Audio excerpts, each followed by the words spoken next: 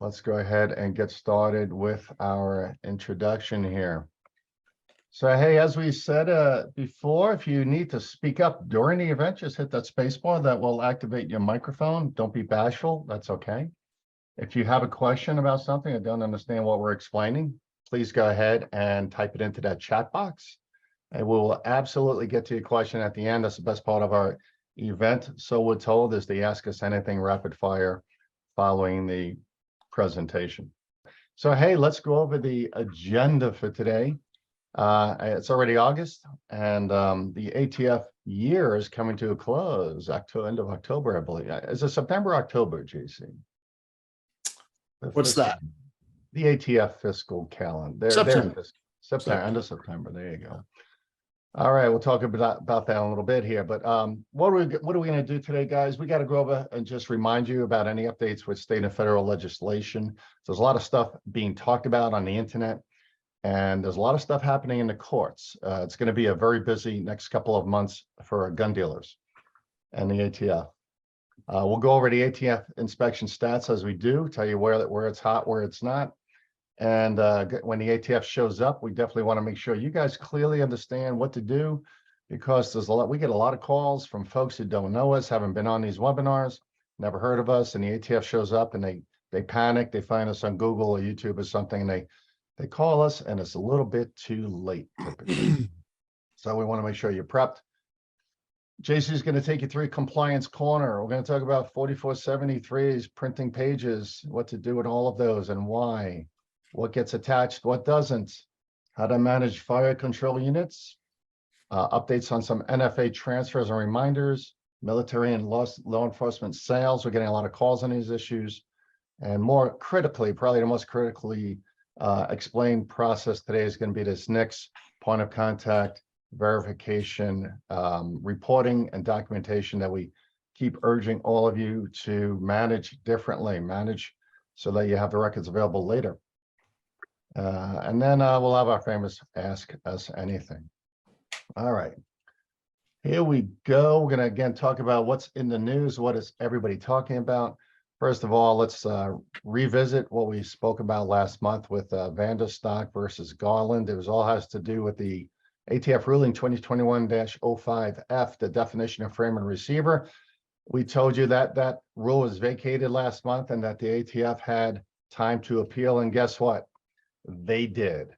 The ATF came back and appealed and asked for reconsideration of the ruling to stay in effect. So a judge has stayed, meaning kept in place the original ruling until it can be digested, reassessed, and reanalyzed and re-legislated and reviewed by, I want to say, the same judge, but under different circumstances down in Texas who already did this. The arguments for and against this ruling are due by September 7th. So we have to hold our breath.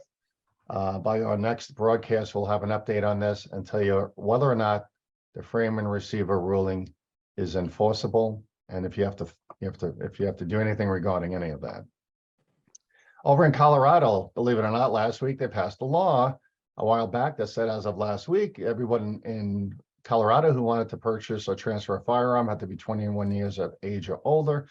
Thankfully, and that was supposed to go into effect on August 6th. Within hours, the Rocky Mountain gun owners lawsuit that was filed actually went ahead and knocked this right out of the court.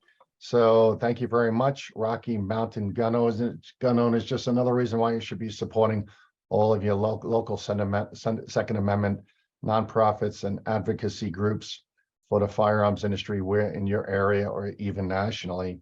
So this law is no longer in effect. It was in effect for about an hour until it was rescinded, and now we can still sell firearms in Colorado to residents 18 to 21 long guns, that is. So congratulations, Colorado. Just over at Rule 2021-08F, the infamous pistol brace rule. Just want to let you all know that a decision is pending on a national injunction or rescinding of this rule as well. We've been worried about this. We all had to react to it. It put millions and millions of gun owners in jeopardy of becoming criminals and felons. So there was a temporary injunction. Now it's looking to be hopefully a national injunction, but we have to wait till October until all arguments are heard. So we may not have we may have some type of update in September, but right now the arm brace ruling is still in effect, and arm braces cannot be attached, shipped with, or sold with AR pistol platforms. The Washington State had a breakthrough.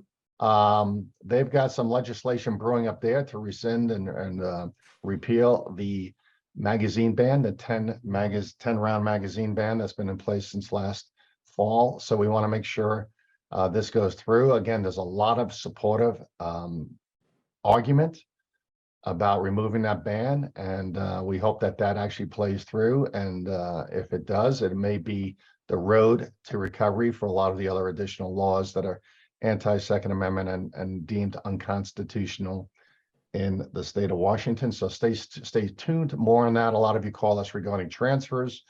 Two customers, FFL to FFL transfers for firearms for Washington State residents.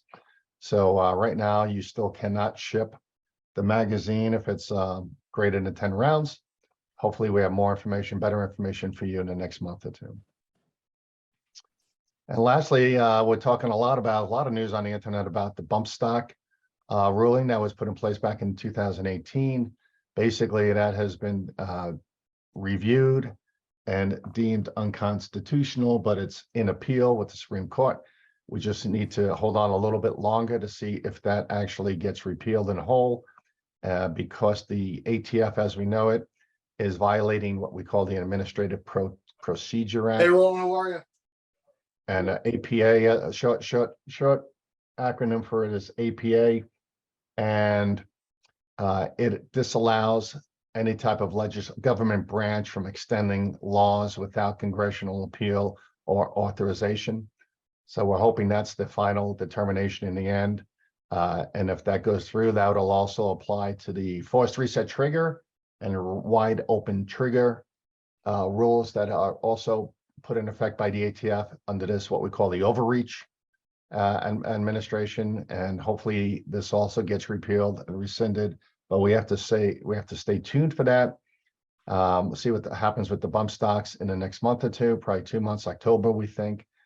And if that gets finalized, it'll follow up right away with the other lawsuits for the forced reset triggers and wide open triggers. So a lot happening, but nothing firmed up. Don't do anything different. Hold your breath. We need final determinations, rulings on everything we've been dealing with for the last 2 or 3 years. Let's move on to ATF inspection updates. What happened in July real quick? We had 730 inspections. That's still a high number. We had 11 warning conferences resulting from those inspections last month.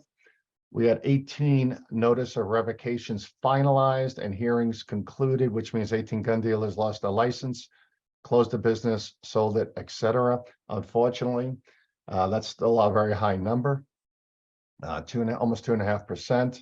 That brings us to 140 for the year, 140 gun dealers, again, that have gone through that very extensive 6 to 12 month process to decide and understand whether or not they can keep their license.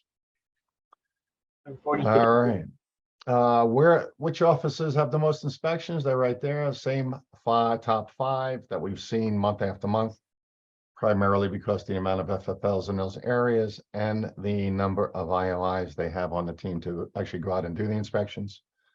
730 total, down from 824 last month. So a little reprieve, but it doesn't mean anything on the adverse action piece is slowing down. The offices with the closed hearings, revocation hearings that resulted in closed FFL. St. Paul, Minnesota is the first time we've seen that on the list. It just means that a lot of their revocation hearings have concluded. It took a while, 6 months, 12 months. So 4 FFLs out of that office is supervised by that office. Unfortunately, lost their FFLs. 3 out of Charlotte, North Carolina. Charlotte's been a high pressure area for a year. We've seen a lot of revocations out of Charlotte. 2 out of Detroit and 2 out of Tampa. Florida's continuing to focus, but they're also the second largest state with FFLs, meaning Texas is 1 and FFLs and second highest number of FFLs is Florida. So we would expect more revocations in a higher density area. And each of these other cities here, each had one revocation concluded. It doesn't mean they don't have notice of revocations out there or processes ongoing. It just means that they've actually had the hearing and it was determined that the FFL can no longer have that license. Total 824 inspections and 18, yeah, that number's wrong, guys, but 18 revocations total. 824 was from last month. Well, here we are, a total year for the ATF fiscal year again, which ends in September. We're estimating 8,200 inspections with a 14% increase over last year. That's a big number, which means the IOIs are under pressure to make this happen. We know there's a lot of pressure to make this happen, make revocations happen. There's 140 revocations so far. We expect about 180, and that would bring us to about 100% increase over last year, which was 100% over the year before. So is the Biden administration out to close down gun dealers? Absolutely. But we had some great compliance as well. This is what we're proud of. All of our FFLs that JC and I visited, again, not all of them we visited, but here's those who had great inspection results concluded with our visit. Freddie in Missouri, Stephanie in North Carolina, Rob over in Texas, Susan in Georgia, Timothy in Wisconsin, Nate over in Kansas. And we're really happy to have Paul in Indiana, Jody in Washington, and Craig up in Washington all pass their ATF inspections with flying colors. A couple minor hiccups, but nothing bad. No report of violations, just some, I call them honorable mentions. Do this right or do this right next time around. So congratulations to Paul, Jody, and Craig. You guys get to keep your license. But so not always good news. I mean, we do have some bad news. JC knocks himself out with these hearings around the country every week. Primarily, he's traveling, managing the hearing process for all of our clients and the NSSF members that we get assigned to. And unfortunately, we had 2 in Florida that closed with rescinded licenses. Texas, we had 1. In Kansas City, we unfortunately had 1. But here's what's most important, guys. We've had a few of you call in with us, and primarily those who have had inspections recently. And the IOIs who are concluding the inspections are very humble about this to the FFL, but they're telling us and telling you that I have to find violations. I don't have a choice. So just so you know, we don't have that in writing from anyone, but we're hearing that over and over again from IOIs out there just trying to do their job, trying to train and educate FFLs. They're being told that they have to find violations, otherwise they are not doing their job. So keep that in mind and do your best to be compliant. JC, what do we do when the ATF shows up? Oh my goodness. Well, don't run and hide. That's for damn sure.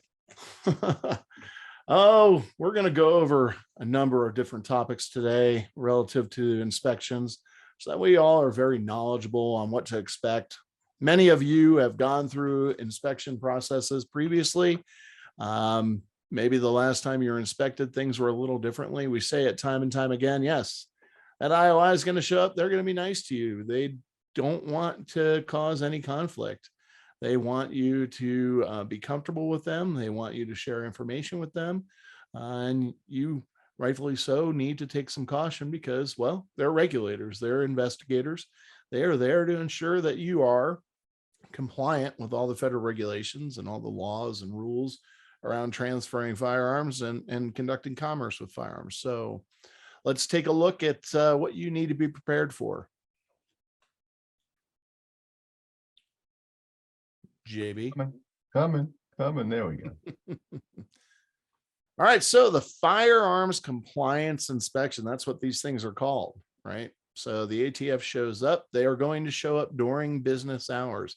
It's going to be very unusual for them to call ahead. Keep that in mind. It does happen from time to time, especially with FFLs that are outliers.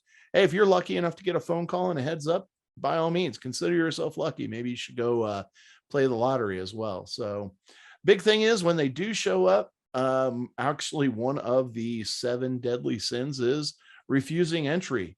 Do not refuse entry at all. You must allow them to enter the premises and conduct their inspection during your normal operating hours. So remember that. Be welcoming to them. Invite them in, make them comfortable. Find them a good spot in the store or somewhere where they can spread out a little bit, somewhere quiet where they can get through things. We recommend you do not put them on the sales floor or in front of the customers. It makes customers feel a little bit, well, I don't know, uncomfortable.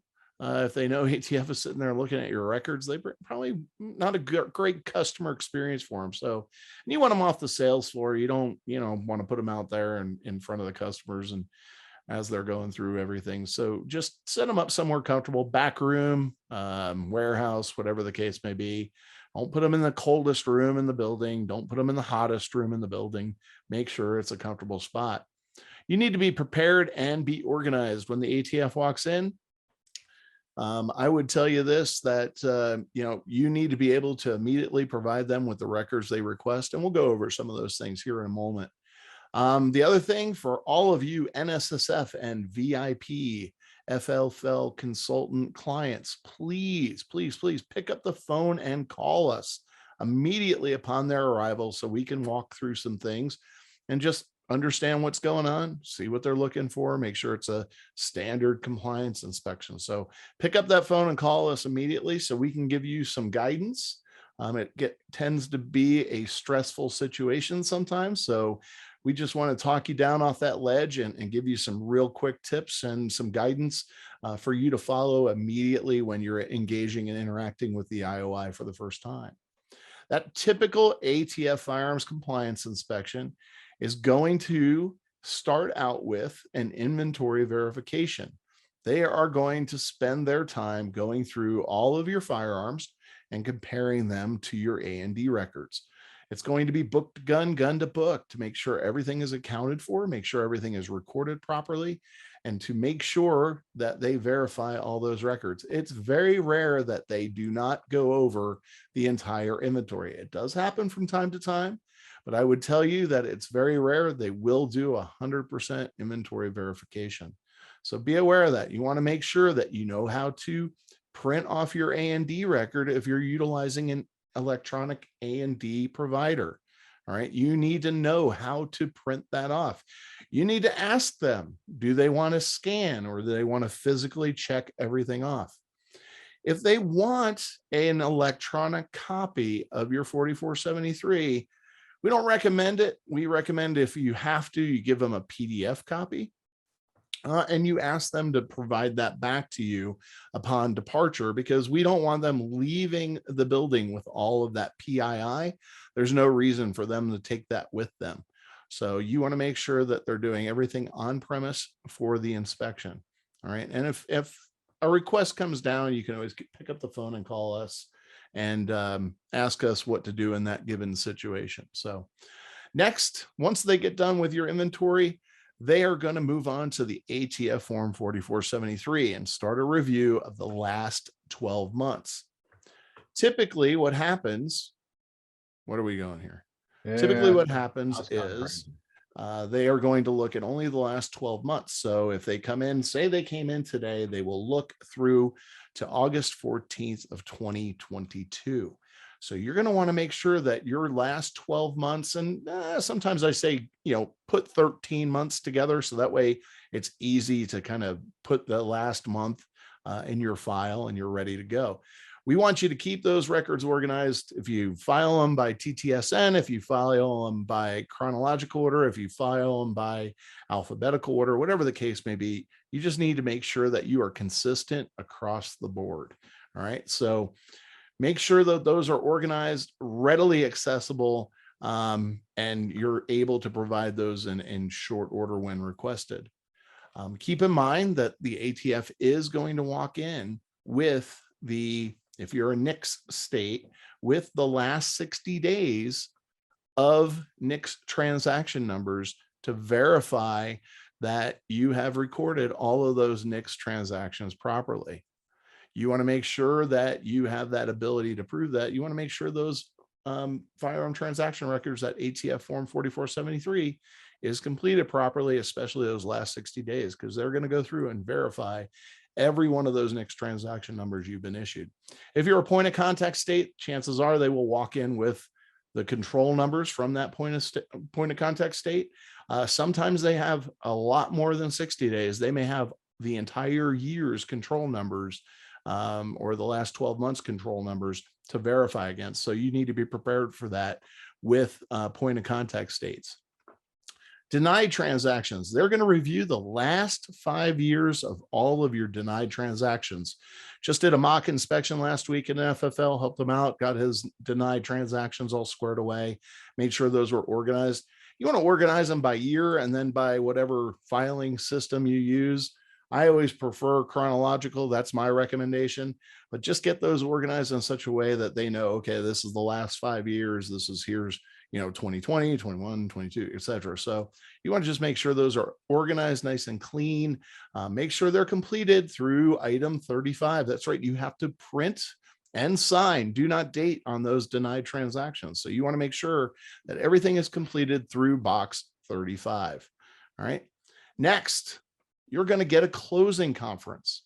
That closing conference is kind of that time for the IOI to tell you how you did. Now, what we recommend with closing conferences, typically they'll be scheduled. Typically the IOI will say, hey, I'll be back in a week. I'm going to finish up my report. And I'm going to, come back and we'll do a closing conference. We're going to do your acknowledgement of federal regulations. We're going to go over any violations that I found, et cetera. Always ask them for a draft copy prior to that closing conference. The reason for this is so you have the opportunity to formulate what's called the licensee responses. So you want to have the opportunity to really think about any violations cited and think about how you're going to react to those when asked, what are you going to do to ensure this doesn't happen in the future? It also gives us a good idea of what's coming down the pipe as far as your inspection results are concerned. So we want to have that opportunity. You also want the opportunity to correct and reconcile anything throughout the inspection. And what does that mean? That means that you can ask the IOI, they don't necessarily have to do this, but you can ask the IOI if they wouldn't mind putting notes, post-it notes, sticky notes on the 4473s that they find issues with, because you want to have the opportunity to conduct training with regard to any of the cited violations. It also gives us a good idea of what's coming down the pipe as far as your closing conference. So all of these things we're doing as a strategy so we know what to expect at the very end. All right. Don't forget to partner and call us. We can help you through this process. Okay. And remember, it ain't over until it's over. If we have an FFL going through an inspection right now, he hasn't had his closing conference yet, but the IOI found some stuff. Let me tell you something. Whether or not it gets him out of a revocation or any type of administrative action is neither here nor there. With this particular FFL, it ain't over until it's over. We're trying to do some things to basically right the wrongs that were identified during his inspection before that closing conference, because we want the opportunity and ability to tell the IOI at the closing conference, hey, yes, that was wrong. You're right. It's a citable violation, but just a heads up, the FFL corrected it, and this is what they did to correct it.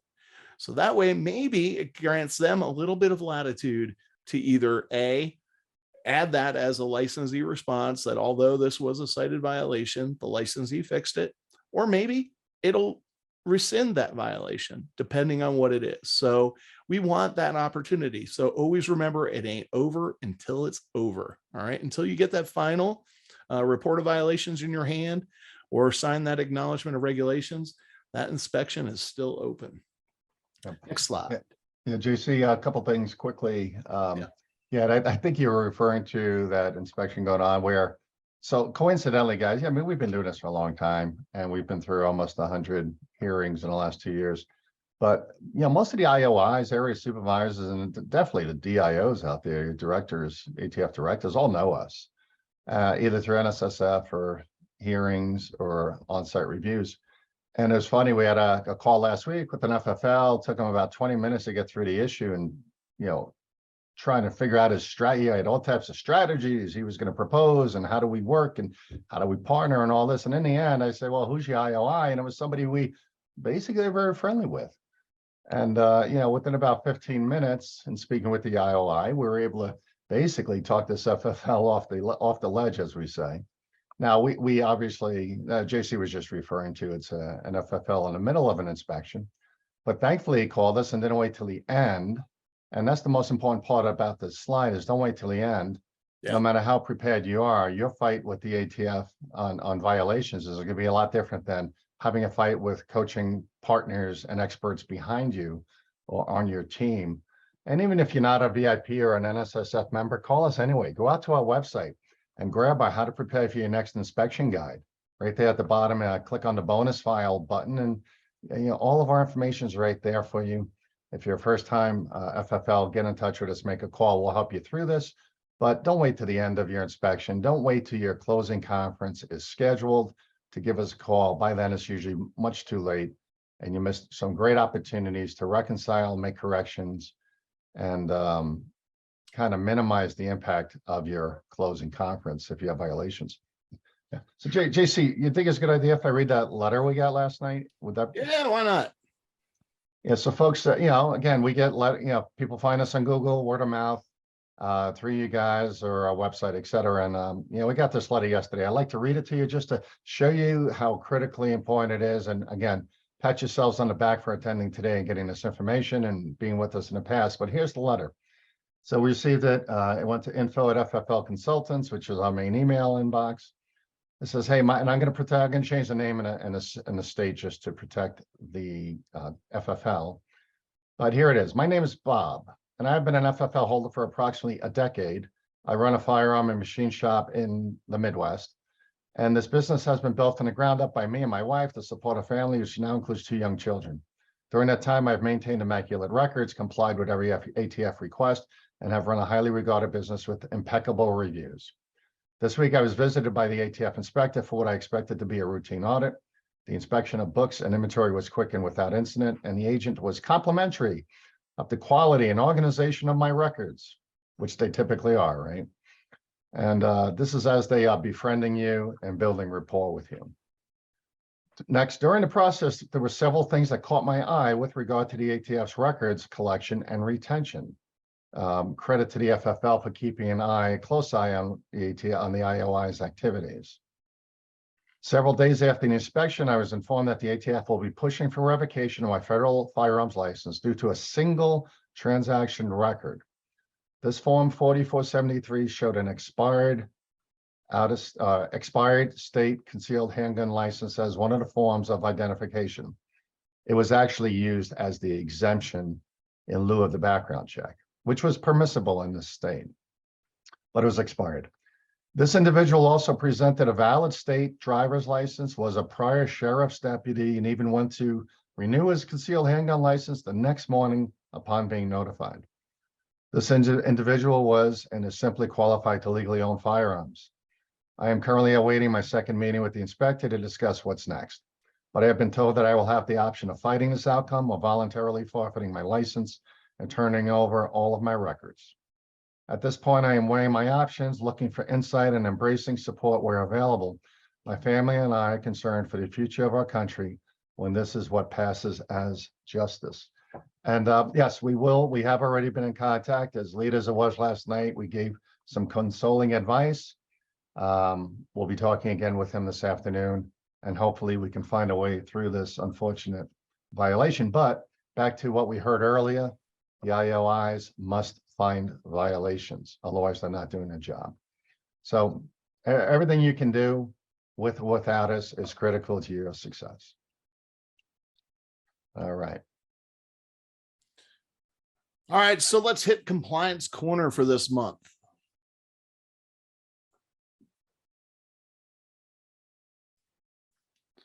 All right, so JB and I, we do mock inspections all over the country weekly. So we're out and about and take a look at records. We do a spot check. Obviously, we can't do a whole year in a couple of days, but we do a pretty thorough job. And one of the things that has come up just here in the last few weeks of doing mock inspection is we found a number of FFLs that are not including all of the pages of the ATF Form 4473.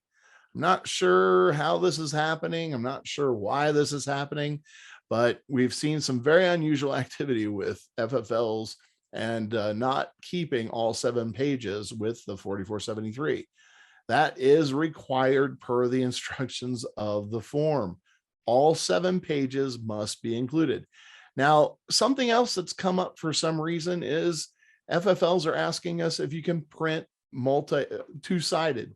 The original 4473 that you get from the ATF Distribution Center is printed on both sides. I'm not sure where that confusion lies, but yes, you can use a duplex printer and print the 4473 on both sides of the page. Okay. We had one FFL, unfortunately, somehow, some way, they figure out a way to print both page 1 and 2 on one page, which was kind of interesting to us, but you can't do that. It has to be maintained in its original intended format. So make sure that you are capturing all 7 pages, and by all means, do it on the front and back side of the page. That's perfectly acceptable. You must provide all 7 pages to the customer if printed. Make sure you're doing that. They have to have access to the instructions, notices, and all of the other information that's contained on the 4473.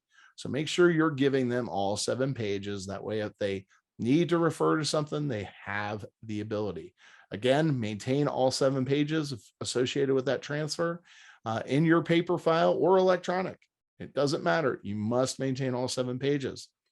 The last 3.5 pages are for their reference. So remember that, right? It's for your reference and for their reference in case there's a question. We've had a few instances where FFL has asked us whether or not they can give a copy of the Form 4473 that the customer fills out to that customer. Absolutely. Feel free. Go for it. Just make sure that you're only giving them a photocopy and not the original. We've had instances where the original has walked out the door and it's been a challenge to get it back. So make sure that if you are giving a copy of the 4473 to the customer, that it's done on a copy, not on the original. There's nothing secretive about this. I mean, you can go out and get a 4473 off the internet. So it's their personal information by all means. Nothing secret there, no law against it, etc. Just a side note for trace requests. A lot of times when you get a trace request, I'm sure many of you have had them. Make sure that you provide the information that they are requesting. Typically, they only ask for specific information to be emailed back. Sometimes they ask for the form to be emailed back. Typically, they'll only ask for the first 3.5 pages because that's or 2.5 pages rather. That's the information that they need for whatever reason. Now, an agent may come into the store from the ATF or from a task force and ask for the whole form, and that's fine. Just make sure that you give them a photocopy of the form unless they request the original. And if they do request the original, ensure you make a photocopy of the original and keep the photocopy on the file if they are asking for the original Form 4473. All right. Yeah, and just coincidentally, JC, one of our Oregon, I won't say where, Oregon FFLs, he says, hey, just letting you know, JB, just letting you know, the ATF just showed up to do an audit. Yep, there you go. What we'll do, as JC said, I already texted back. I'll call you in about 90 minutes on a webinar right now. Be sure to download our guide. He says, yes, already did. And we'll hold his and the team's hand from now, whether it be a week or 4 days, probably 4 days where he is. And then in his closing conference next week, and go through everything we just talked about, reconciling along the way. There's going to be a lot of homework tonight for the team. What you can do tonight before the ATF shows up again tomorrow is a whole exercise we walk you through and talk you through. So there's a lot to be done. Make sure you guys get us connected right at the beginning of an ATF experience. So very cool. That'll be, well, only one, now 2 inspections going on this week. I'm sure we'll get through them okay. Yep. Next. ATF Form 4473 and those required attachments. We get a lot of questions about this. We see a lot of different things attached to 4473s during our mock inspections. This is what's required to be attached to the 4473 upon filing. All right, so make sure that these things are definitely affixed, attached to the 4473 if you're printing them off, or if you're saving them electronically, they must be included in that permanent record. So make sure that you're including all of these documents that are required to be attached to the 4473. First thing, the ATF Form 4473 continuation sheet. This is used when 4 or more firearms are sold to one individual in a single transfer. So you want to make sure that's attached. Did a mock inspection a couple of weeks ago, and the FFL was using page 1 of the 4473 to add additional firearms. That's a no-no. He had to go through and find all of his multiple sales, all of those sales transactions where there were multiple firearms sold, more than 3, and fix those and update that continuation sheet. So make sure you're utilizing the continuation sheet and make sure you're attaching it to the corresponding 4473. That ATF form 3310.4, that multiple sale of handguns, that's pistol or revolvers. All right, so pistol and or revolver, and this includes exchanges. So make sure that if you have a multiple sale handgun, pistol and or revolver, you are completing that 3310.4 and attaching it to the 4473 that corresponds to that multi-sale. Keep in mind that that multi-sale form has to be submitted to the ATF and their local jurisdiction, whatever law enforcement agency supports you, by the end of the business day that the multi-sale occurs. Not the next day, not at the end of the week, the same day that the multi-sale occurs. This is a citable violation. It's also one of the deadly sins. So be careful with that.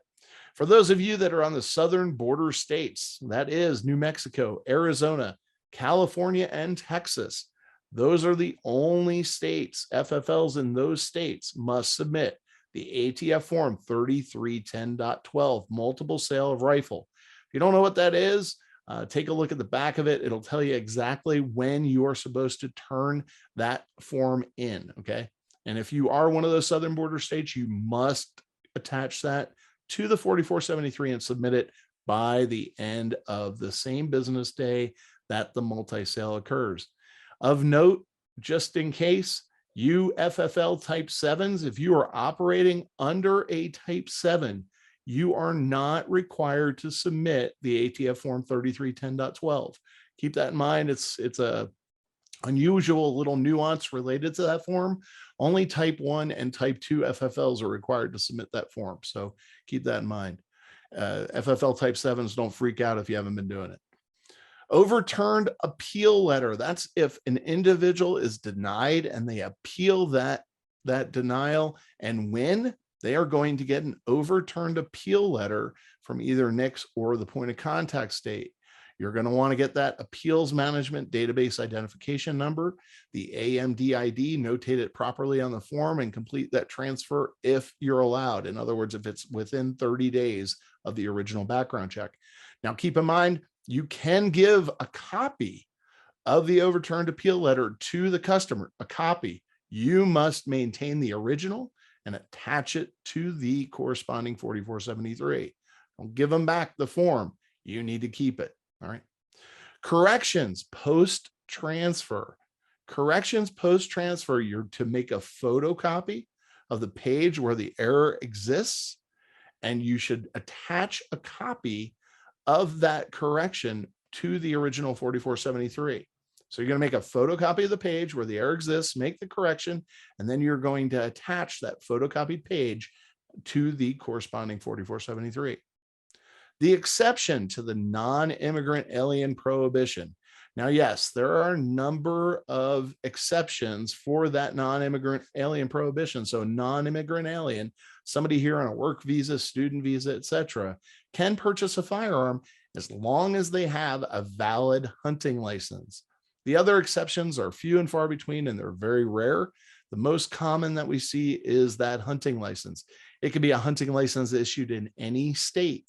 It just has to be valid at the time of the background check and at the time of the transfer. Okay, so make sure that that hunting license is valid chances are they're going to have to get an annual hunting license because they are more than likely going to get delayed. So you want to make sure that hunting license is valid at the time you run the background check and at the time you do the transfer. All right. And that's really the only time you're going to see this is those non-immigrant aliens that have a hunting license. The other exceptions are just never going to happen. I've never seen one in all my years of doing this. Last item that must be attached, is a required attachment, is a perjury statement. This one might be a little bit rare, but some of you may see this if you're dealing with Ducks Unlimited, Boy Scouts of America, etc. That perjury statement. Anytime somebody is picking up a firearm for a company, organization, association, whatever the case may be, if they're picking up a firearm for an organization or entity, they need to complete a perjury statement stating that although, yes, I am the one filling out a 4473 and picking up this firearm, I am actually purchasing this firearm for organization or entity. So that'll be the last thing that is required to be attached to the ATF form 4473. Again, these are required attachments. Now, the last two may be a little bit less familiar to you all if you don't deal in those situations, but it may happen. So you just need to remember all of these different things that must be attached to the 4473. Again, that is all that is required. Everything else, put it in your buddy file. Make it a business record. Okay, so that way you have the ability to refer back to it if you need to for business purposes. One other item, don't attach that NICS status report to the 4473 or your point of contact state printout that you get back from them with regard to a background check. You keep those as business records in your buddy file. You keep those to the side in case you need to refer back to them, or God forbid you missed a character in the NTN number filling out 27B. You want to have the ability to go back to those, but you don't want all that paperwork attached to the 4473. It becomes unbearable when you're doing an inspection for the ATF. You want them to spend about 15 to 30 seconds on a 4473. We want to make it as quick as possible so they get through the inspection quickly and you get through the inspection quickly as well. And they're in and out in unbelievable time. Yeah, JC, just a couple of quick items because I think we'll get questions on it. But yes, 2 years ago, before Biden's administration, ATF Zero Tolerance Program came into play, we were telling you to attach the NICS verification or NICS status sheets to your 4473s. And that was our initiative to get you guys to at least print them and utilize them for your records. But now the ATF inspectors are using those against you. Because they're not a required document. We're saying don't attach them. Now they're looking at those to see if you enter driver's licenses numbers correctly on the next check, on the background check, or your date of birth if it was correct, or if you spelled the names correctly. So they're actually using it as evidence against you to find variances and discrepancies between the form and what was actually input to NICS. Maybe as a middle initial versus a middle name, that type of thing. So again, no longer attach those to your 4473s. A couple clarifications on the 3310.4. We mentioned it here because we've had a couple revocations on this. Customer comes in, buys a gun today, takes it home, doesn't function correctly, comes back tomorrow and exchanges it. That counts or maybe the day after tomorrow. Within 5 days, that counts as 2 transfers, even though there's only a net transfer of 1 gun. It does occur. Every transfer is a transfer. So if you got questions on that, give us a call. And there's still some confusion in Texas, you guys in Texas. There was a time when, and this was many years ago, when the ATF would tell you if you were subject to the 3310.12 program. Now it's all FFLs in Texas are required to send those forms in on any multiple sales of qualifying long guns. If you need more information on that, let us know. It's not all long guns, it's qualifying long guns. But it's every FFL, not just if you've been notified by the ATF. Okay. All right, fire control units. This is another one that's been rearing its ugly head here in the last few weeks. Fire control units. This one here is one of the SIG versions. These do need to be recorded in your A&D records. So make sure that you are logging these in and out when disposing. You want to make sure that you are capturing the type as a frame. These are going to be identified as a frame in your A&D record and on your 4473s. All right. It must be transferred via Form 4473. We've had a few FFLs say, I don't even know what this thing is. It is a firearm by definition. So you want to make sure you're transferring these via 4473. Remember, you must be 21 or older to acquire one of these, to purchase a fire control unit. You have to be 21 and up, and you must be an in-state resident. An out-of-state resident cannot purchase this item. Make sure that in item 24 on the 4473, that the category you select is other. Although it is not a frame, it is considered a frame by the ATF. So you want to make sure that you're recording these properly. JC, in the past, up until recently, we've been actually instructing, I have been instructing folks to actually list it as a FCU or fire control unit as a type on the 4473s and the A&Ds. Has that been okay, or do we need to rush back and update it? You may have an IOI that prefers it be listed as a frame. It is supposed to be a frame. I prefer FCU or fire control unit, so that way people know exactly what it really is. But you know, by ATF requirements, it's a frame. I don't know that you need to run back and make a change. I would tell you most IOIs would probably be accepting of that. Yeah, just so you guys don't panic and run back and think you have to change everything to frame or You can cross it do out. frame / FCU or something like that as well. Yeah. Okay, great. Hey, just an update, guys. So our little Oregon inspection, the ATF alluded to the fact that an ex-employee notified them of some possible wrongdoing and violations. So I doubt that's actually the case. So just so you know, that's another reason why you might be getting inspected if you get disgruntled employees falsely reporting activities, which might get the ATF all squirrely in their seat. They can elect based on timing to come and complete an inspection. So I still feel confident that we'll be okay at this FFL. Yeah. All right. Next up, we're going to talk about NFA transfers. We want to make sure everybody's aware on these. I know there's a number of folks that are just getting into NFA firearms and doing business in NFA. The number one thing here is to remember is that an ATF form 4473 is required to be completed by the buyer and the dealer when transferring an NFA firearm. Now, a background check is not required, but is allowed. We do have some FFLs that will conduct a background check when they are transferring an NFA firearm. That's totally acceptable. You can certainly go through and do a background check. Just be prepared if the individual gets denied, they may not be very happy. So, especially after waiting as long as they did for their Form 4 to get approved. If a background check is not done during the transfer, ensure that item 28 is selected on the ATF form 4473. That's the exception, the exemption from the background check block.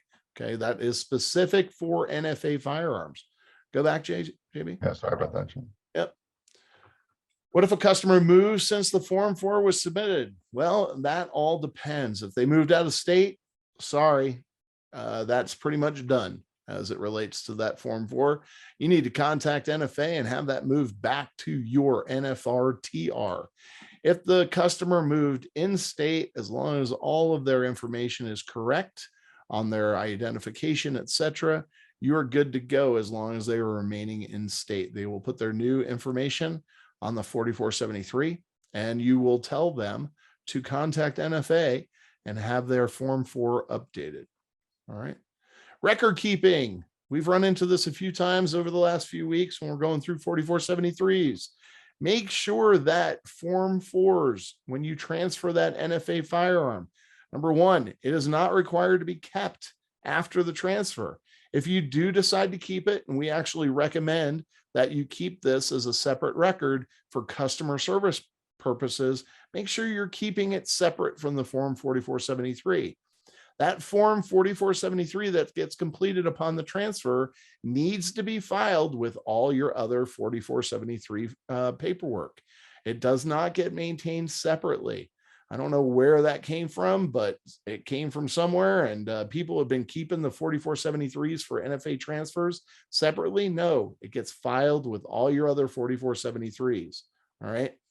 The reason why we recommend you keeping a copy of the Form 4 on file separately is because customers tend to lose their Form 4, and it's a real big pain in the butt for them to get a copy of it from the NFA division. It's easier for them to call you and say, hey, do you happen to have a copy of my Form 4? Now, for those of you on eNICs, or I'm sorry, on eForms, and the customer is getting a copy of it via email, there's really no reason for you to keep it at all if you have it electronically. And yes, you can certainly scan them and save them electronically as well. There's nothing that prohibits you from doing that because there's nothing required of you to keep them. So keep all that in mind as it relates to NFA transfers. Yeah, we brought this up, guys, because we get a lot of calls on this whole NFA moving in-state, out-of-state issue, especially in the last year or two, especially with the increase in NFA sales, suppressor sales. So maybe that's the best practice, is alert your customers when they fill out that Form 4 that, first of all, it's going to take 6 to 10 months to get that approved. That timing has not greatly improved at all with the e-forms. But if they do move, it's going to be a hassle for them if they move out of state. So they may not want to consider that suppressor purchase, knowing those two things.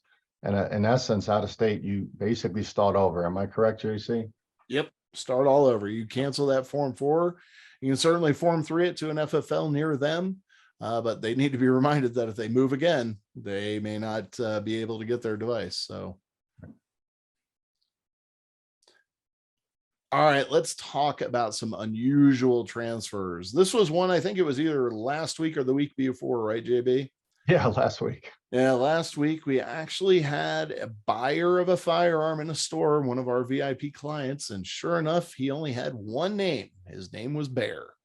They're out there. It's very, very unusual, but in that case, you need to carefully review the identification presented, make sure it's truly a government issued ID, make sure that it contains only that first name.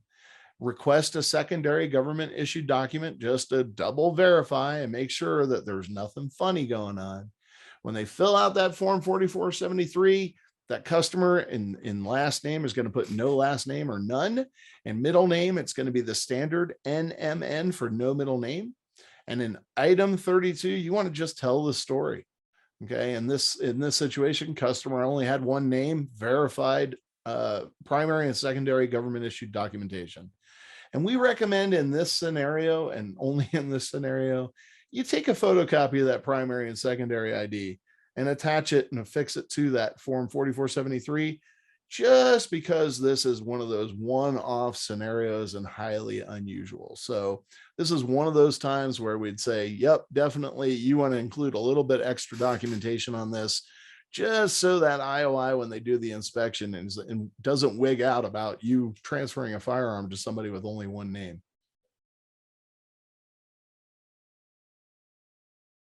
Military sales. A lot of you are near military installations, or you have a recruiter station somewhere close by. You guys need to be aware of how to conduct a military sale. Keep in mind, the individual must be on active duty. No guard, no reserve, must be active duty. Must have a valid military ID. Believe it or not, military IDs expire, and guess what? If you take an expired military ID, it's no different than taking an expired driver's license or an expired CCW. So you want to make sure that military ID is valid. Do not make a copy of the military ID. That is actually a felony. Do not take a copy of your military ID. PCS orders, those are permanent change of station. They must stay permanent. Okay. Can't be temporary, can't be TDY, TDA, or anything like that. Temporary duty. They must be permanent. The PCS orders must be valid. We actually had an individual who actually reported for duty prior to the report to date. His orders were not valid yet. They have to be valid in order for them to establish residency in the state that the base is located. Electronic orders are allowed. You can actually look at them on their phone, or they can email them to you for you to verify and capture the information that's required to be on the 4473. Keep in mind, you are not required to keep a copy. A lot of FFLs, they keep a copy, and that's how I figure out whether or not they did the right thing. It's most certainly the way the IOI is going to figure out whether or not you did the right thing. So you do not need to maintain a copy. You have enough paperwork as is. Just make sure you're filling out that form 4473 correctly when it comes to your responsibilities. Let's talk to the military sales transfer, the actual transfer of the firearm. The ATF form 4473 obviously is required to be completed just like any other transfer. The address, this is key. This is paramount. I think there's a lot of information sitting out there with military members and conducting transfers to military members that's old, very old and outdated. This is what's required per the ATF. If the individual lives on base, they are going to be issued an address. They are to use that address if they live on base, okay? If the individual lives off base, if they live in an apartment, they own a home, whatever the case may be, in that scenario, they are going to put the off base address that they live at. They no longer need to print their permanent duty station address in addition to their off base residence. They only need to put their off base residence. If they live off base and reside in a different state, perfect example of this is Fort Campbell. Fort Campbell is in Kentucky, but it traverses both Kentucky and Tennessee. And a lot of military members are very smart because Kentucky has state income tax and Tennessee does not. So a lot of military members stationed at Fort Campbell tend to move into Tennessee so they can avoid paying extra taxes. If this is the situation and the individual lives off base but in a different state, this is the one time when they are going to list both their military address. So that's the address of whatever their permanent duty station is, their headquarters, their unit, squadron, whatever the case may be. They're going to list that address as well as their residence address. This is the only time they are going to add both addresses to the form 4473. If you are utilizing PCS orders to create a scenario where the individual resides in that state, so they're establishing residency based on their military orders, you must, again, you must use their military ID for item 26A, the identification. You cannot use the driver's license or state ID. This is a big no-no. You will get revoked. You must use their military ID for identification. Ensure you complete 26C. We've had this a few times on our mock inspections. You must include the city and state along with the PCS base or post or station or whatever the heck it is. All right. So you have to include the city and state. You must include the effective date of the orders, right? This is your cross-reference point to make sure the effective date coincides with the date of the purchase. And then if there are PCS order numbers, they're going to be usually located at the top in the header. Make sure that you're recording what those PCS orders are, okay? This has reared its ugly head a few times. You no longer need to obtain a lease agreement or something similar like that to show proof of residency. You no longer need that. It's come up a few times now. I know that used to be the case years and years ago. You no longer need this information. It no longer needs to be required or requested, and it definitely does not need to be added to the 4473. All right. That's military sales, the transfer. Where are you going to get in trouble with military sales? This is what we are constantly seeing as it relates to citable violations with regard to military sales: accepting invalid or temporary orders, transfer prior to order's effective date. We talked about that earlier. The military member is not on active duty. All right. It's a TDI, temporary duty assignment, or temporary duty period. All right. So make sure they're on active duty. The CAC card ID or military ID is expired. All right. You got to make sure it's valid. The FFL accepted a driver's license or other identification for identification purposes. You have to use that military ID if you're utilizing it with the PCS orders. Military member didn't list both addresses when required. We've seen this a number of times. If they're living off base, but in a different state, they must put both addresses. Accepting orders for PCS to a duty station in another state. We've seen this a few times where the individual is moving out of state and has orders, and the FFL has accepted those orders, even though they are not orders in the state the FFL is located in. Got to be careful. You got to be watching for that. Accepting military orders for dependents. That's the spouse or child of the military member. Dependents must establish residency. They cannot use the military member's orders to establish residency. They must establish residency themselves. Okay, so you cannot accept military orders for somebody, a spouse or a child. PCS orders, again, I have to keep repeating this, are only valid when accompanied by a military ID. All right, don't use that driver's license or state issued identification. You have to use their military ID. Hopefully there's no questions about military sales. All right. Some of you, many of you may have to deal with law enforcement officers who are purchasing firearms for duty purposes. All right. This is what you need to be paying attention to when you are conducting these transfers. First and foremost, it must be purchased for official use, not personal use. If they are purchasing that firearm for personal use, we'll get into this. It's just like any other transfer. They have to fill out a 4473. They have to give an ID. They have to go through the background check if required, etc. So this is only for those official duty purposes purchases. They have to provide a certification letter by their chief law enforcement officer or their designee. And that individual must identify that on the letter. They must be on the letter, the certification letter must be on agency letterhead. Make sure that it's an official document. Must state the firearm is for official duty use, must list the officer's name, and may identify specific firearms that are authorized to be purchased. It must state that a record check was conducted and that the officer has no convictions for misdemeanor crimes of domestic violence. This must be in the form. We have actually had FFLs that have had to go through a revocation process because that the letter, the certification letter that was issued, did not contain the specific language that's required. Sworn LE officers may have exemption status in select states. You'll need to refer to the statute.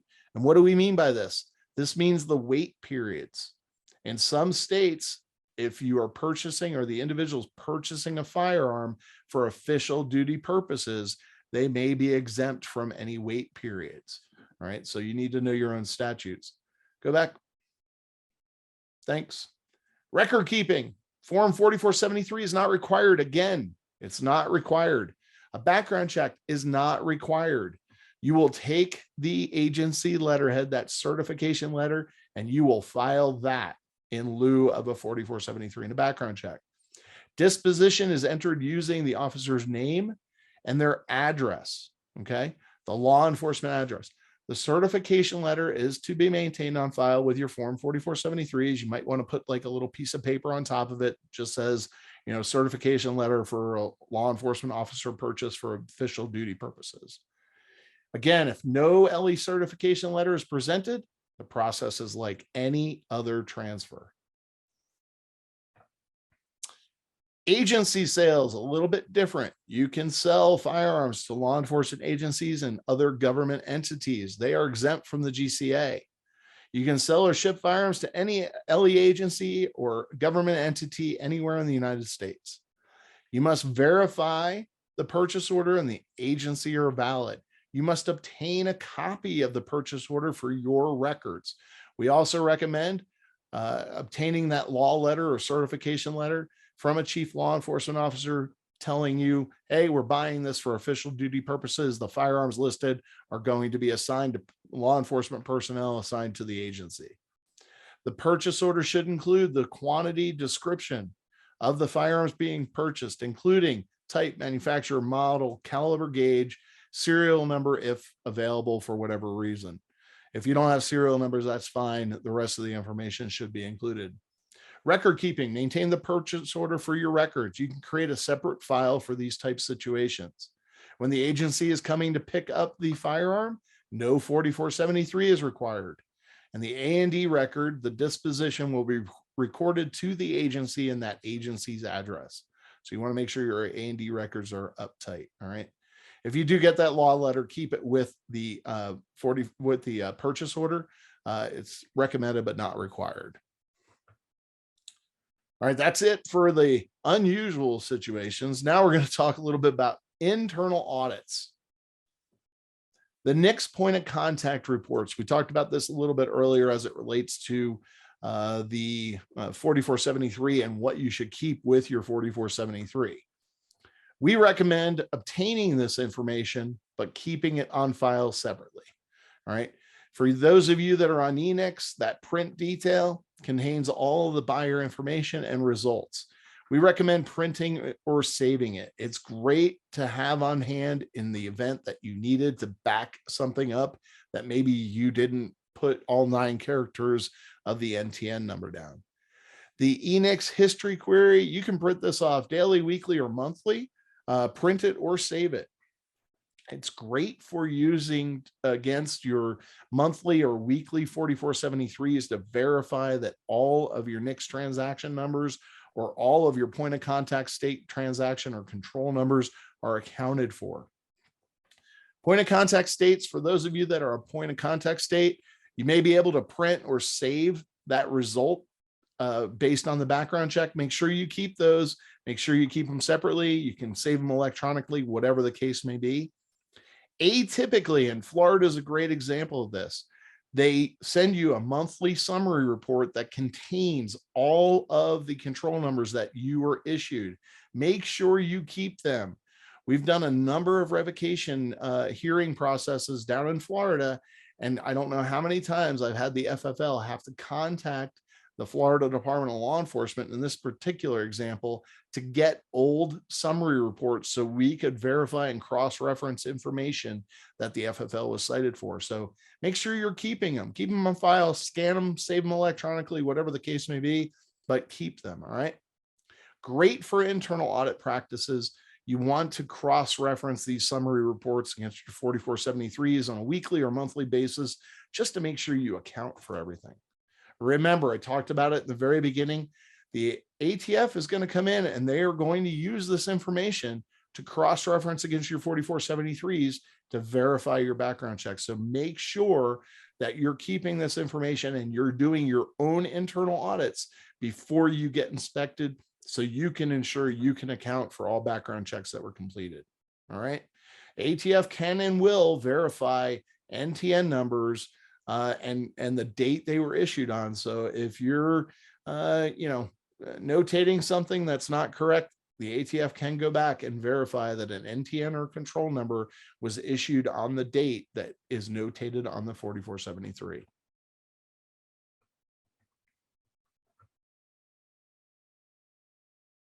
All right, JB, you take it from here. JC, thank you very much, guys. We're at the end here. Get a couple more minutes, get your questions entered into that chat room. We got a lot of great stuff to talk about. But first, a lot of you have asked, how much is an inspection? Long story short is we sell the NSSF and we sell and promote the NSSF premium retail program. Basic membership with your trade association, the National Shooting Sports Foundation, is, I think it's going up to $200 next month, but a year. But if you want to get all of these benefits that you see here on the screen, believe it or not, it's still just $750 a year. That gets you our on-site all-day inspection. If you asked us to come out on our own program, you're going to be talking, $2,500 for us to come out and do this. But you get that all included for the $750 premium retail membership. You get the $25,000 in legal defense fund, which means consultative support, meaning us. Doing a lot of the legwork and the attorneys, if necessary, to do the arguing and defending If your license gets revoked, again, that's up to $25,000 lifetime membership reimbursement for any adverse action. That would include a warning conference as well. It doesn't have to be a revocation. It could just be a warning situation.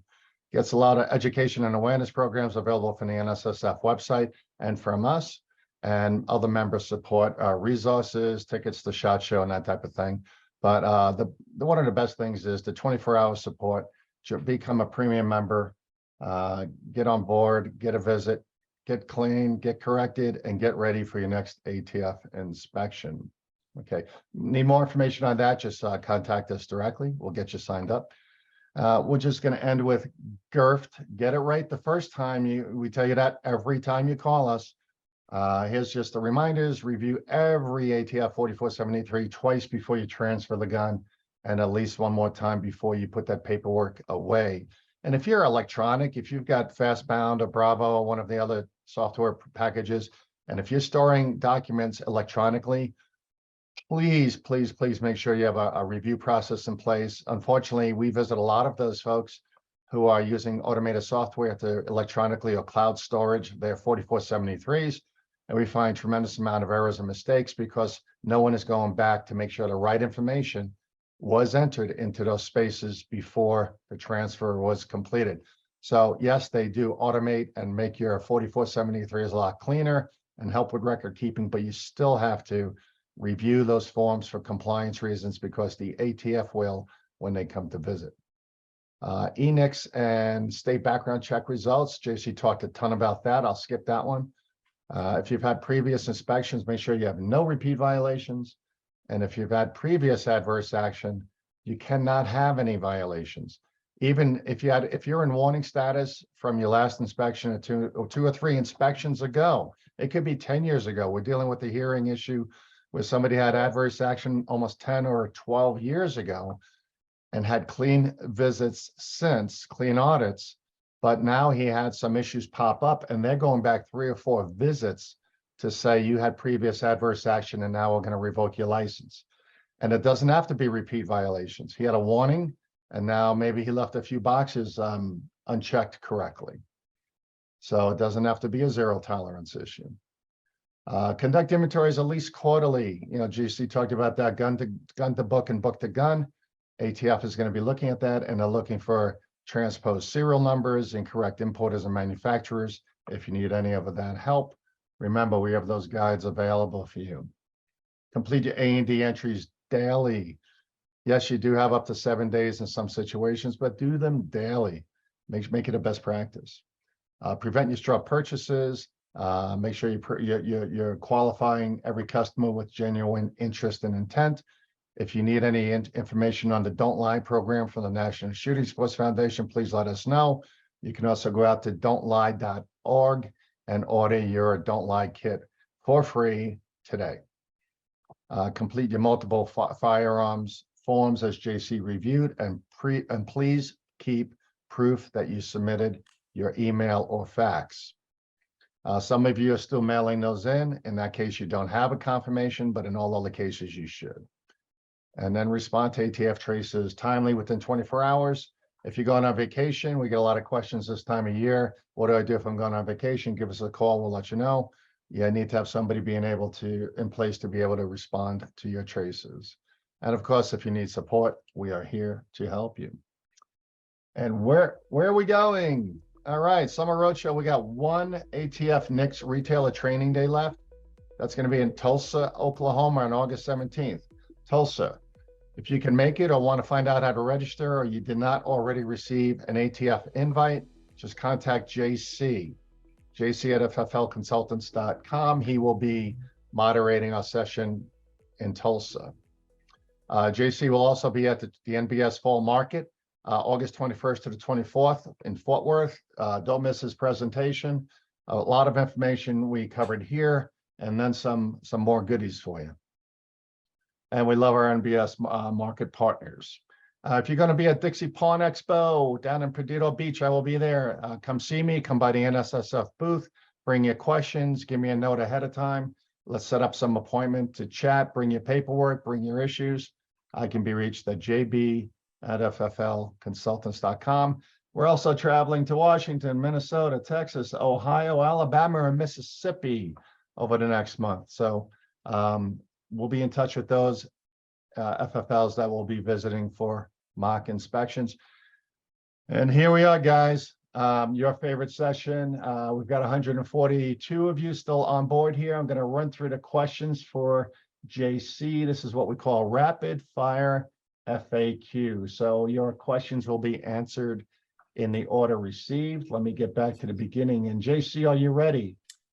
Let's do it, brother. Let's get this gun. Come on. All right, guys. And keep, if you have more questions you didn't think about asking or want to ask, put them in that chat room. All right, Stetson, thank you, Stetson. It says, so I might have dreamt, I like how you start this, dreamt that I heard about but once upon a time, I remember hearing that FBI NICS was supposed to implement a serial number check for firearms to see if any have been reported stolen or missing.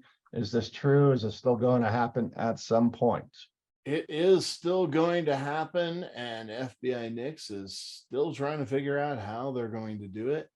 We actually just had a conversation with leadership at NICS, I don't know, a couple of weeks ago at the last NICS retailer days, and they were still looking at it. And the big question that we were all scratching our heads on both sides of the table was, what are we going to do with this if FFL actually does that check? And then bing, bang, boom, all of a sudden it comes back stolen. What's an FFL to do? So they are still trying to figure all that stuff out. But yes, that you weren't dreaming, that is coming. Greg, it says, hi, folks. Not that anyone cares about the communist state of New York. I do, Greg. I do, too. But New York is taking over the NICS operation for the state effective September. They are not ready, and it's going to be a mess. We know that. No info yet. Plus costs will be 9 and for ammo checks. So yeah, we have another. I think Vivian, you also asked about ammo checks. My New York, all our New York clients, give us a little time today and tomorrow to run through the New York statutes and what's actually happening and find out if it's going to be a delay, a postponement, or if it's something's actually going into effect. So anyone else shipping to New York, getting FFL to FFL transfers to New York, just don't do it. Yeah. Just be really careful and know. Or contact us. We'll put you in touch with one of our VIPs up there in New York who can handle your transfer. Yeah, that's one of those ucky states. Yeah. All right. Adam, come spend some money in Kansas. Okay, yeah, Adam, I'll talk to you later. I know you're on the list. Kansas, we'll get there very soon. Guaranteed soon. Okay. Sienna says, can an Illinois customer sending an AK receiver and all parts to a FFL in Texas to assemble and return through Illinois FFL fully assembled? So I guess she's asking if the parts can be sent to Texas to be assembled. Customer had these parts prior to Illinois ban on AKs and is a law enforcement officer. As long as that FFL they're shipping them to is a type 7 and can manufacture and is willing to list it on his AFMR and engrave it with their information, really don't see an issue with it as long as it meets all the requirements. Well, it's an FFL, it's the AR ban in Illinois, I think, is the issue. Oh, the AR ban in Illinois. If yes, go ahead, Jason. Yeah, if it's in that realm, even though they purchased it beforehand, it wasn't a fully functioning firearm at the time. So I would be very cautious. I would have to have a little bit more conversation about what's going on there and actually take a look at it against the AR ban in Illinois. That's a very strange situation. Yeah, and the quick answer is no, but let's get on the phone. We'll talk more about that later. Yeah. If you need that, just give us a call. Yeah. All right. Denise says, we had an awesome inspection with our ATF here in Michigan. All right, then. Oh yeah, Denise, I'm sorry. I forgot. Oh, Donna, I'm sorry. I forgot to add you to the list, but congratulations to Donna and the team up there. God, I think it was 3 or 4 years since the last inspection, and I believe 3,400 or even more. How many, Donna, let us know, how many transfers did you have that they inspected and you guys had no issues, which makes us very proud. We were up there with Donna back in, I think, October or November. All right. All right. What is Molly says, what is the biggest cause of a renovation? 4473s, question mark? Yeah. Somebody asked us this on one of our other sessions, and yes, 4473 is common. Expired concealed carry permit, not conducting a background check, not recording the background check accordingly. Somebody self-identifies as a prohibited person. I would tell you that that's probably the majority of revocations is the 4473 issues.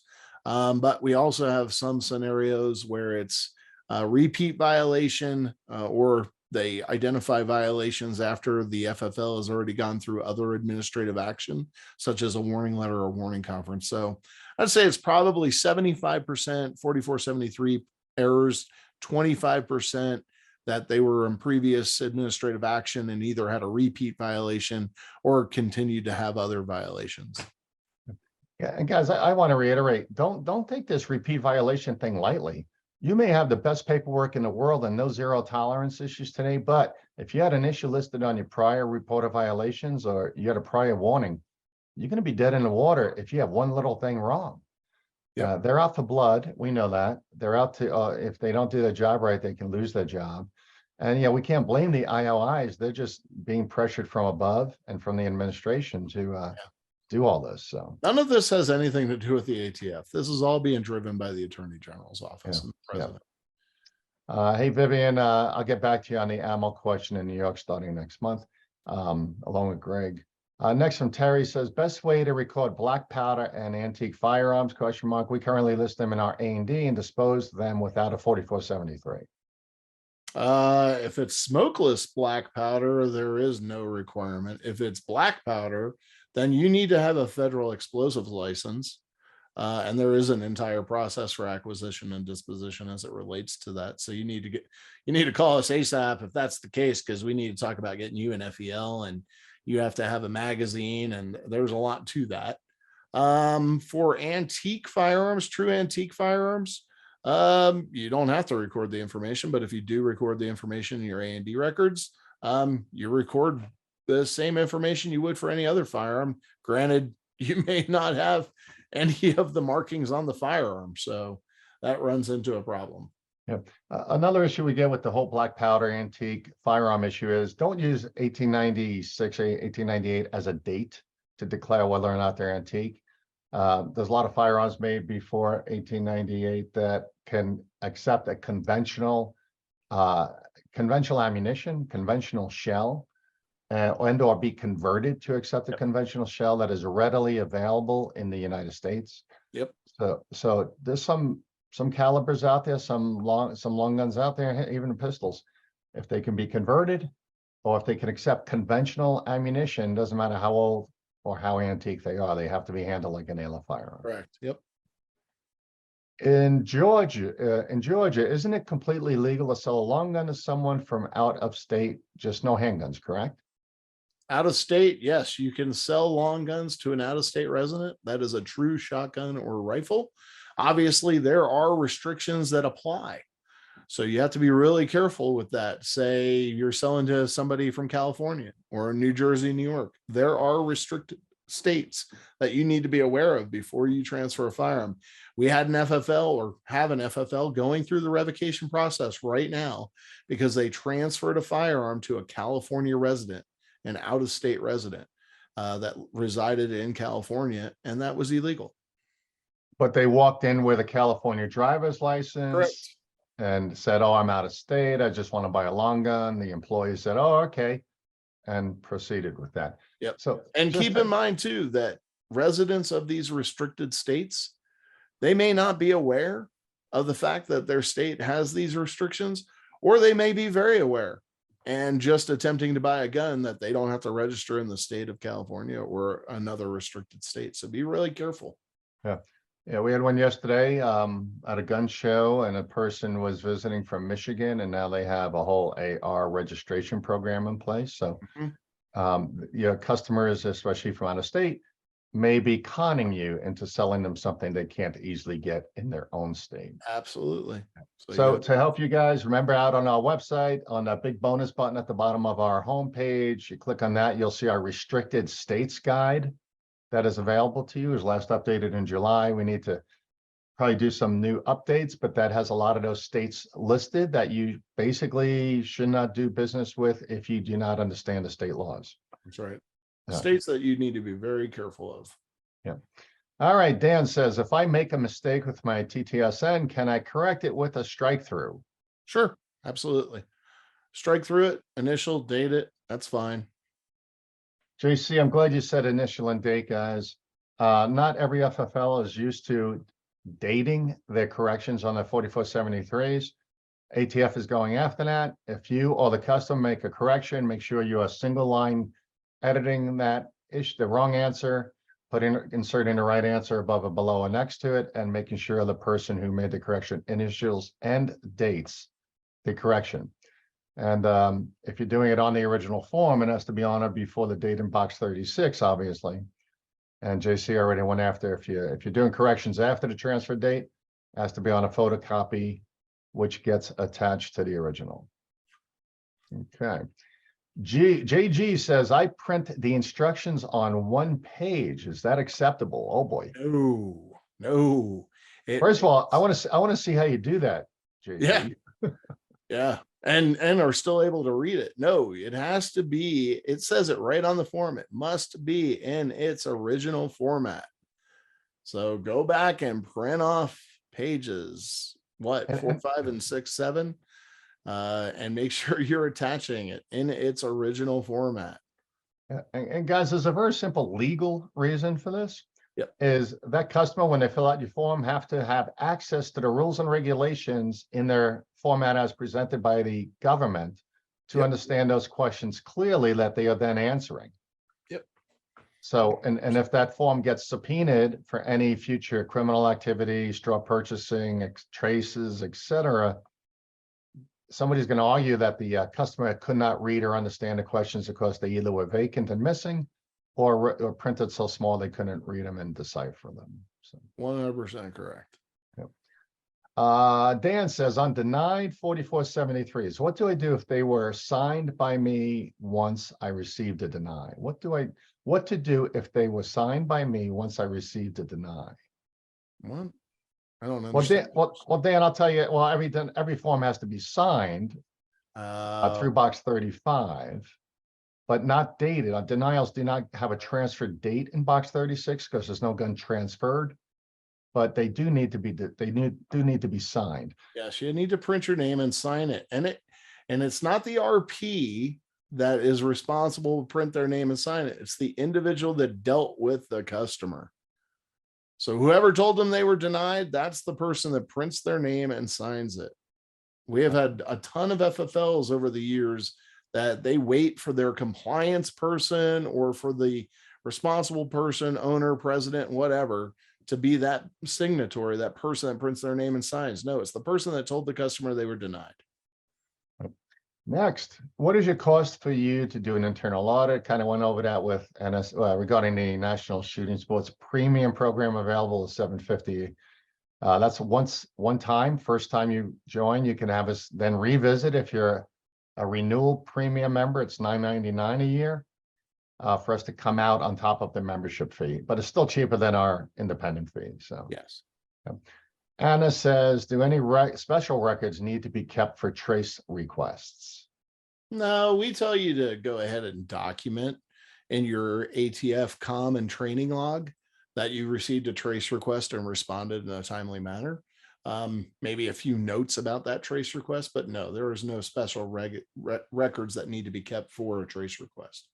Yeah, and for you, JC mentioned the ATF com log or communications log. We urge you all to keep a little index of everything you do with the ATF, for the ATF, with the ATF, and with your staff training regarding compliance and attending these webinars and different things. We use that information wholeheartedly when we go and defend you against a revocation hearing. We show that you have done a lot to be proactive. So keep that log. Make sure you got a log running. Charlie says, do you need the overturned appeal letter if NICS changed it to proceed before they received the letter? Sure. You can, but you don't need to. If they did an overturn prior to them going through the appeal process or before hearing back on the appeal, you just simply complete the ATF form 4473 accordingly. Make sure that you record that it was overturned, the date it was overturned, and the proceed date.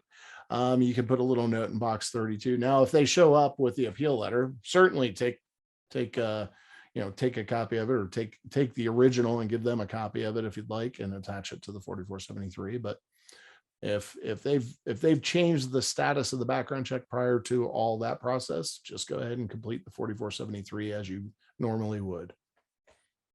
Just a tidbit on this whole reversal from appeal. Maybe it went from a denial to a proceed. Maybe they got the appeal letter.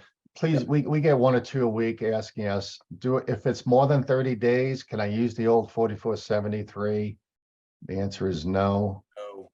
Yeah, the letters always have instructions in there regarding, the certification dates and such. So when in doubt, either give us a call or read the micro print on those letters. Yeah.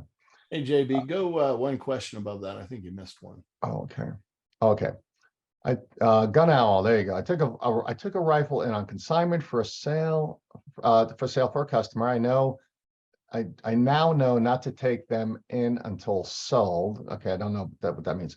I added to my consignment A&D book, but decided to purchase the gun for resale in my business. So should I take it out of the consignment A&D book and add it to the A&D that holds all of my retail sale guns? You certainly can. First and foremost, anytime you take any firearm in on consignment, it needs to be acquired into your acquisition and disposition record. If you maintain a separate consignment log, that's fine. You can certainly dispose of that to yourself and move it over to the retail sales or used gun A&D record. That's totally fine as well. You just want to make sure you make a little note there that, store purchased firearm from customer or whatnot, kind of maintain a little note about why you're moving it from one book to the other. While we're talking about this, guys, we're working on a new revocation hearing case. And unfortunately, the FFL just didn't know that he had to conduct background checks and 4473s when returning consignment guns. Yep. And the other issue he had, and there's only 3 or 4 issues. I mean, it wasn't a lot, but he's in revocation now. And the other one was returning repaired firearms to someone other than the original customer, where somebody else came in to pick up the firearm after repair. And again, there was only 3 or 4 total, but he's going to revoke because of that. So make sure you know the details. Okay. I think I did, Charlie. All right, Marcia. Oh, Marcia, you always ask good questions. Can we have 2 hunting licenses attached for non-immigrant aliens if the background check starts during one hunting season and is picked up during the following hunting season? Yes, absolutely. The hunting license needs to be valid at the time the background check is processed and at the time the transfer occurs. Because if you attach that one hunting license and it expires prior to the actual physical transfer of the firearm, then you could be in violation. So you want to make sure that they have whatever other hunting license is still valid at the time of transfer. So absolutely. Yeah, Marcia also asked, can we use a blanket perjury letter? In the past, it's past dated. We don't request a new letter each time the person comes in to purchase for the business, and we attach a copy. So I guess they're using an older letter. Well, what I would tell you to do is to make sure that maybe you create a template and you can handwrite in the date. You want to make sure that perjury letter is authentic. It's a perjury statement. It's a statutory declaration. So you want to make sure that it is accurate and complete and, current date, et cetera, and everything aligns to the 4473. If it's past dated, they're swearing or affirming on a document stating they, under penalties of perjury, they are buying this firearm for an organization, company, entity, association, whatever. So you want to make sure that's authentic and you want to make sure the dates align. So I would tell you, no, you can't use a blanket. You can use a blanket perjury letter, but just make sure it's dated accordingly. From Danny says, I have the SIGA fire control unit acquired as quote unquote 320 frame FCU. Is this good? I would lose the 320 and just go to frame FCU. Yeah, the 320 is more of the caliber, right? Or I'm sorry, more of the model. So Yeah. Freddie, thanks, Freddie. Good to hear from you. On NFA sale, person does a trust with one person and a beneficiary and want to amend the trust to add a trustee. Do they have to go through any type of background to be added to the trust? And are they able to use suppressor as a grantor? I hope that makes sense. I hope that makes sense. So, okay, so beneficiaries are beneficiaries. That just means when the trustees, whatever happens, if they, in the event of their demise, the trust goes to the beneficiaries and they therefore become a trustee. You can amend a trust. To add a trustee, you need to check your state laws to determine whether or not you need to file that trust with the state. There's a handful of states that do require that as it relates to trust.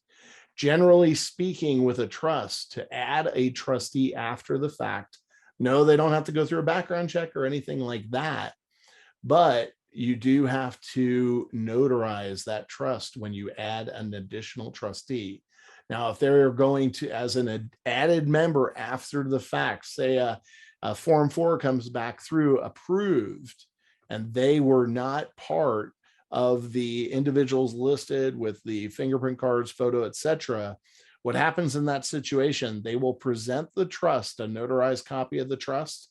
They will fill out a 4473, and they will have to go through a background check in order to acquire that firearm. And you will need to attach a copy or maintain a copy of that trust document, that notarized trust document, for your records. Hopefully that makes sense. Yeah. And guys, JC is our NFA expert. So if you got our information's up there directly now. If there's anything on NFA or manufacturing, please go to JC directly. This NFA stuff, especially when there's Form 4s in process, my best advice is just tell everybody hold tight until you get the suppressor in hand on the trust. It's a lot easier to make changes thereafter, whether it be the address or adding people, etc. All right, from Terry, if a military member is in Illinois, has a FOID card, there's no other info is needed, correct? If a military member in Illinois has a FOID card, yeah. If they're identifying themselves as an Illinois resident, you would do the transfer just like you would any other Illinois resident. If it's PCS orders, you're going to have to document that they also have a FOID card, because they're establishing residency within the state of Illinois based on their PCS orders. But in the state of Illinois, they have to have a FOID card. So you're going to have to document both pieces of information. Yeah, but you're going to treat it as one early. It's either a military purchase, as we've gone through, with a FOID card, or it's a resident with the FOID card. Exactly. If they've established residency, like they have an Illinois FOID card, they have an Illinois driver's license, etc., you would treat that transaction as an Illinois resident, not as a PCS situation. Right. And my experience, it's been about 3 months, I think I went through this one. But to get a FOID card, you gotta be a resident anyway. Yeah. So they're gonna get a state ID, right? Right.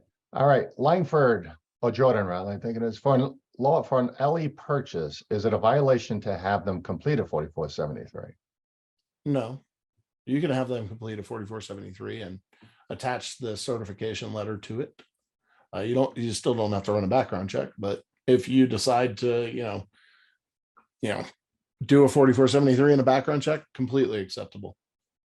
And you can make that a policy. Yeah. You don't have to accept a certification letter.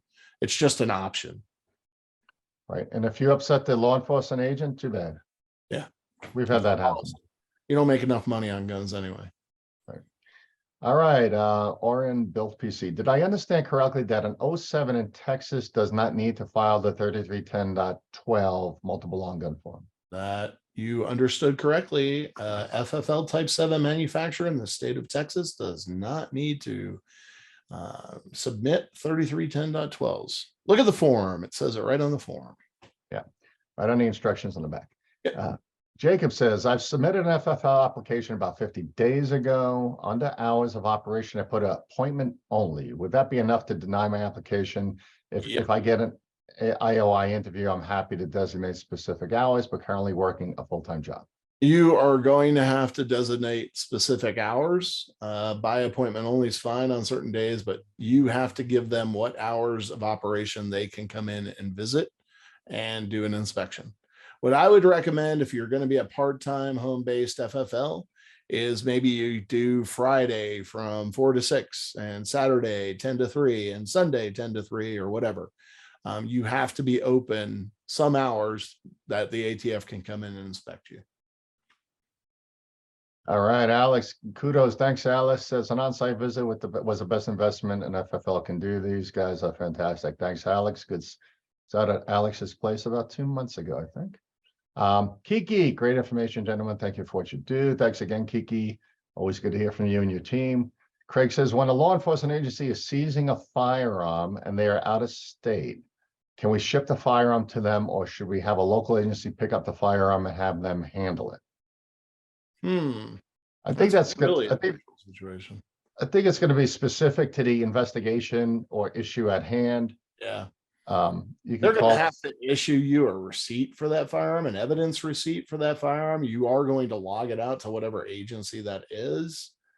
I'm not sure a local agency would be comfortable seizing the firearm. They don't have any jurisdiction, and how are they going? So, that one's an interesting one.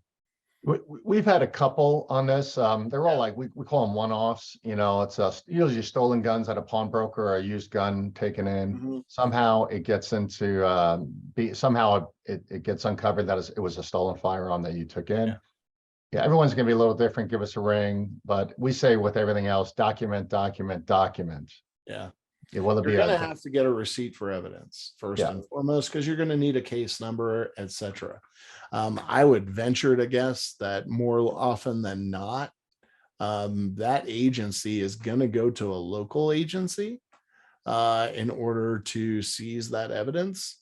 So I would expect that, but that's a very unusual situation. Yeah, there's a whole legal process called chain of custody.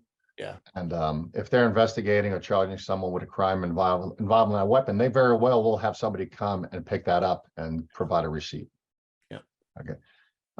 Hey, Mark says 720702 type FFL here. If I add a stock to a shop pistol, he's using the HK SP5K. If I'm adding a stock to a shop pistol firearm, what if any NFA form needs to be filed? I would tell you this: if you're the assumption here is you're turning it in you're taking it from a GCA firearm to an NFA firearm, which are a 7 class 2, which you can do. Once you manufacture that, what you're going to do is you're going to take that pistol as it exists today in your A&D book. You're going to dispose of it to yourself. And then once you manufacture it into an NFA firearm, you are going to bring it back in to your acquisition from yourself and list it as a SBR. And once that is done, you are required to complete and submit an NFA Form 2. So that Form 2, you're just notifying the ATF that you've manufactured an NFA firearm, specifically an SBR. Yeah, so Mark, your job is to get it into the NFRTR with the NFA branch, get it registered. And then the second part of your question is when you sell it, yes, you will have to form for it to a customer. It'll take a while for them to get background checked and pay a fee and go through that whole process, and hopefully you use e-forms. Again, if you get more questions, contact JC directly and he'll answer. If your intent is to sell it as an SBR, don't fall into the trap. You're not going to remove that stock, remove it from the NFRTR, and then sell it as a pistol. They're going to catch wind of that and they're going to say, what are you doing? So yeah, once you register it, it's registered. Yep. All right. Remove it, you can remove it, but eventually, they'll catch wind of what you're doing, and that won't be a good situation for you. Right. From Gun Owl, I missed the contact information for the Tulsa, Oklahoma conference. JC, if they just reach out to me and I'll get you all squared away for that. JC at FFLconsultants.com. That's correct. Any updates on the next 4473 revision? I'm glad somebody finally asked. No. No. Yeah. The last time we had a conversation about this, which was probably a month or two ago, because July was the anticipated drop date. That never came to fruition. So we're anticipating maybe January. And in the government's infinite wisdom, they'll probably drop it somewhere around SHOT Show, which always drives me crazy. Yeah, now we hope they tell us maybe in October, because we're not hearing anything yet. You'll get I'll be with notification. the ATF this week and maybe I'll find out. Yeah, there we go. If we find out anything definitive, we'll send it out in an email. We won't make you wait. Okay. Rhonda says, hey, Rhonda Cheney, we print the POCs out daily, point of contacts. I think they're Alabama. Point of contact state. How do we obtain the POC's monthly summary? Well, that really depends on what the point of contact state provides you. Sometimes they'll give it to you in an invoice. I think Florida does that. One other state does that. I can't remember. Maybe it's Colorado. Whatchamacallit. So, try to do it that way. You can always call, depending on what state you're in. Call. She's in Alabama. She's in Alabama. Yeah. Alabama has a point of contact state. I don't think so. I think they're NICS. No, they're NICS. They're NICS. Yeah. Rhonda, what are you talking about? But Rhonda, when I'm down with you guys, and then I think next month or in September, we're going to do an exercise with eNICS of printing out your NICS query summary. Yeah. So it's the search history query. You put in the create date greater than or equal to the current date, less than or equal to the current date, and it'll give you the last 88 days of your NICS transaction numbers, as well as all your denied transactions. Yeah. So Rhonda Cheney, we could get on the phone on the phone today or tomorrow and make that happen. Here's the deal for everyone else. If you're using NICS, or if you have access to the database and you can download your 30, 60, we say download everything in there beginning of each month. Pick a date, 90 days, back behind us, 90 days ago, print that report, use that as your query date, on or after that date, and get everything that's in the system, just download it to a little file and keep it stored in your computer someplace.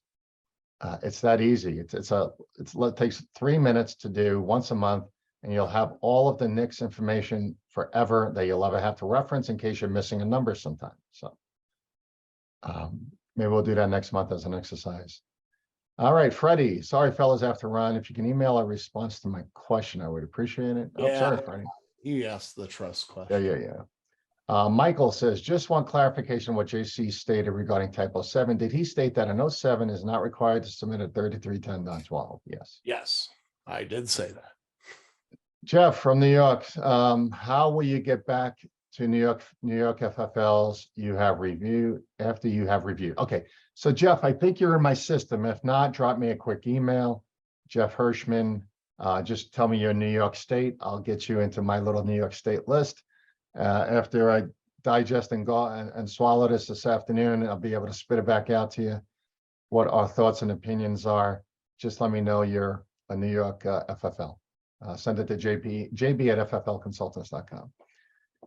Brian, hello, Brian. It says, is an FFL responsible for knowing other state laws and rules governing long gun transfers, i.e. the 21 law in Colorado, waiting periods and such?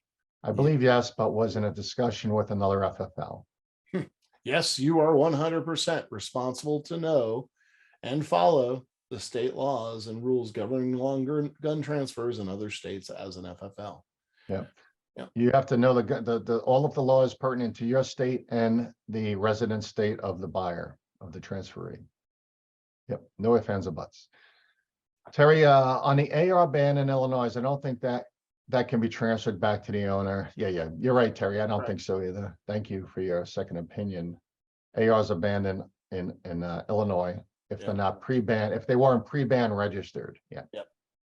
Hey, Donna says it had been 12 years. Oh, Donna, 12 years since your last inspection, 31 firearms in inventory and over 3,400 4473s. They looked at.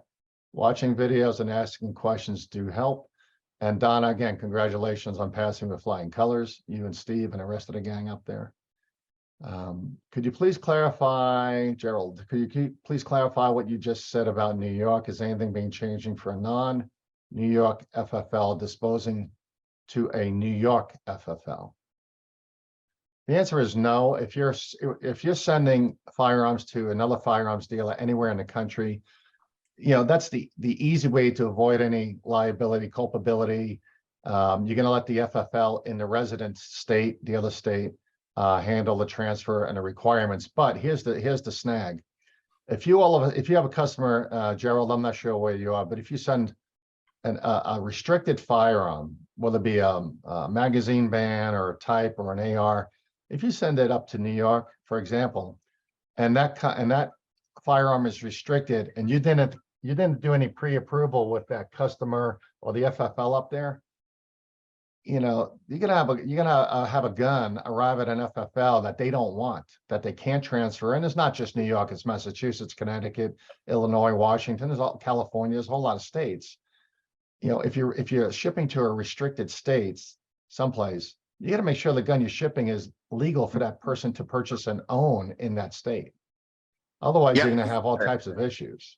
Oh, absolutely. I always do that. I just thought that maybe New York is becoming like California, where you have to register with the AG or something silly like that. Yeah, Well, they are definitely becoming more and more like California. Yeah. Yeah, you don't have to register yet like California, but yeah, anything's possible down the road. But thank you for that question and Thank you. clarification for everyone else. Yes. Yeah. Thank you, Gerald. It's All right, Charlie. with New York, New Jersey, Illinois. You guys, as FFLs and operating in other states, and we recommend this across the board. It doesn't matter if it's if you're going from Alabama to Georgia, always call the receiving FFL to make sure they're okay receiving the firearm you're sending.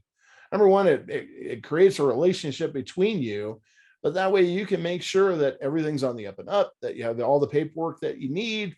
The FFL that's receiving it knows it's coming. I'm sure they'd appreciate the heads up, and all that. I don't know how many times we get phone calls where an FFL receives a firearm. There's no paperwork in it, no copy of a FFL, no copy of a driver's license, nothing.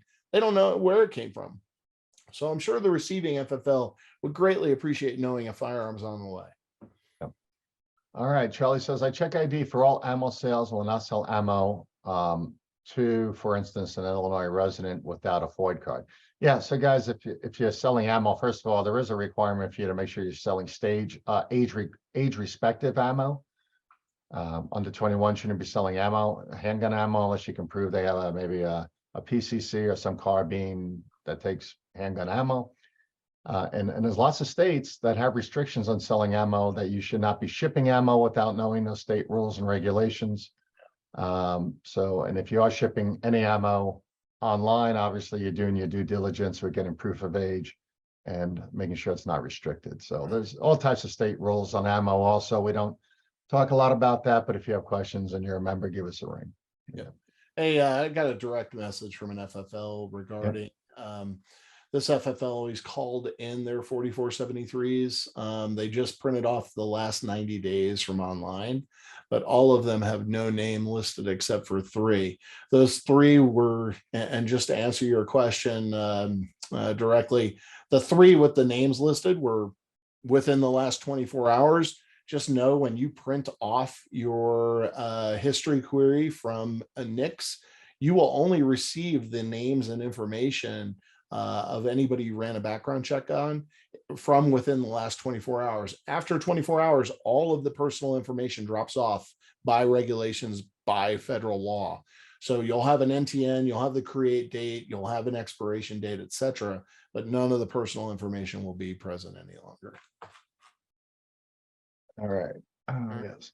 Marcia says, due to a 10-day wait in California, we have an admin call denial. Should that person, we have an admin call denials. Should that person sign 4473? We typically have the original salesperson who did the background check.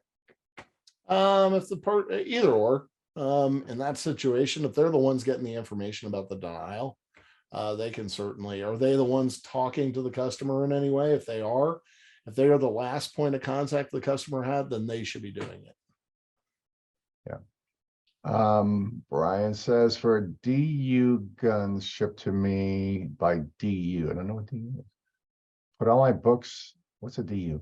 What's For it? D, put on my books to facilitate transfers. What do I do when folks running Ducks banquets? Unlimited. Oh, Okay. Thanks, Brian.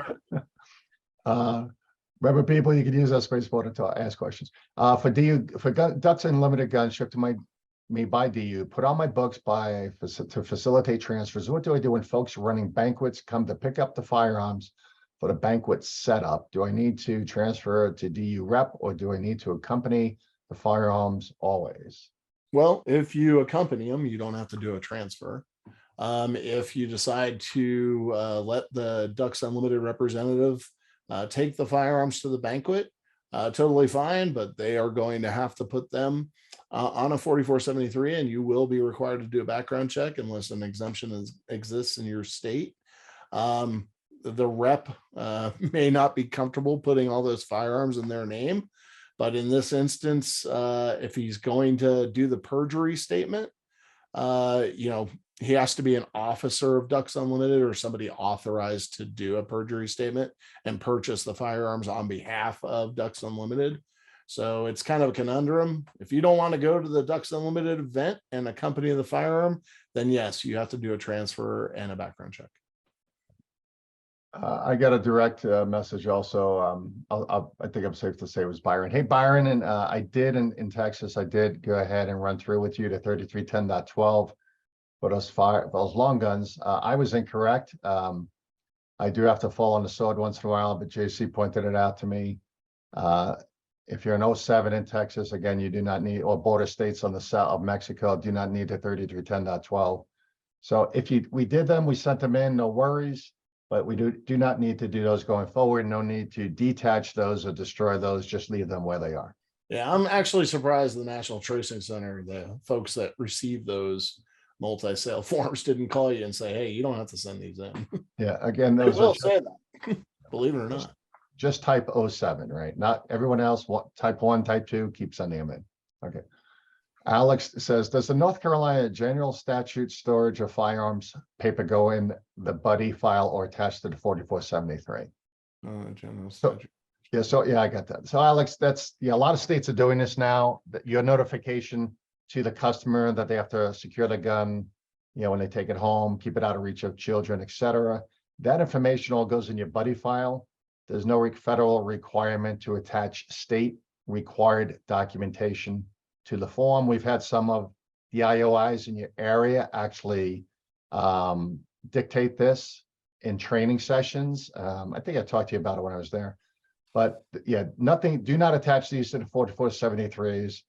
In fact, there's not even proof that you need to have a signature or a form or any verification or affirmation that you advised the customer of this. That's misinformation from the IOIs in your area. But the answer is, if you have a form that they're signing off on or initialing or dating or something, keep it in your buddy file. A lot of states are moving this direction, guys, with those whole, safe storage laws and red flag laws and different things going into effect. Jordan says, Langford is correct. Jordan is the last name. Thanks, Yeah. Langford. Langford All over right. Centennial. Yeah. Oh yeah. Oh yeah. Mike says if we rerun a NICS check due to incorrect data being entered, the first name, for example, and the NICS, how should we document? You document it in 27B. You'll hopefully have enough room to write both numbers. If you want, you can also redo the 4473. Know that you still have to keep the old one. No, do not line out the old NICS number or make a correction. Just go ahead and document the new NICS number and the date that it was ran on, so you have that information. And then obviously you'll record whatever the response is. You can also call NICS and ask them to cancel the background check based on the fact that you put in the incorrect information, and they may do that for you if there's enough time. So yeah, we had one a couple weeks ago where the IOI actually counseled and berated the FFL for rerunning 2 NICS checks where the FFL knew they made a mistake, because somebody looked at it and said, oh, wait a minute, you keyed in the middle name or first or last name incorrectly. That's not a valid background check, again, comparing the records. And so they reran it and attached both NICS status reports, listed both numbers, with this just a slash in between them in box 27B, wrote a little note in box 32 about why they had a second background check because I corrected name issue. And believe it or not, the IOI coached them and counseled them that that was all incorrect, which was totally incorrect. So, don't always believe the ATF IOIs. We understand they have a big job to do and have to know a lot of information, but sometimes they make up their own directives. They're human too. Just leave it at that. Where are the instructions for dealing with those restrictive states or transfers? FFLconsultants.com, scroll down to the bottom of the page and click on the bonus button. Yeah, it's a secret place just for you guys.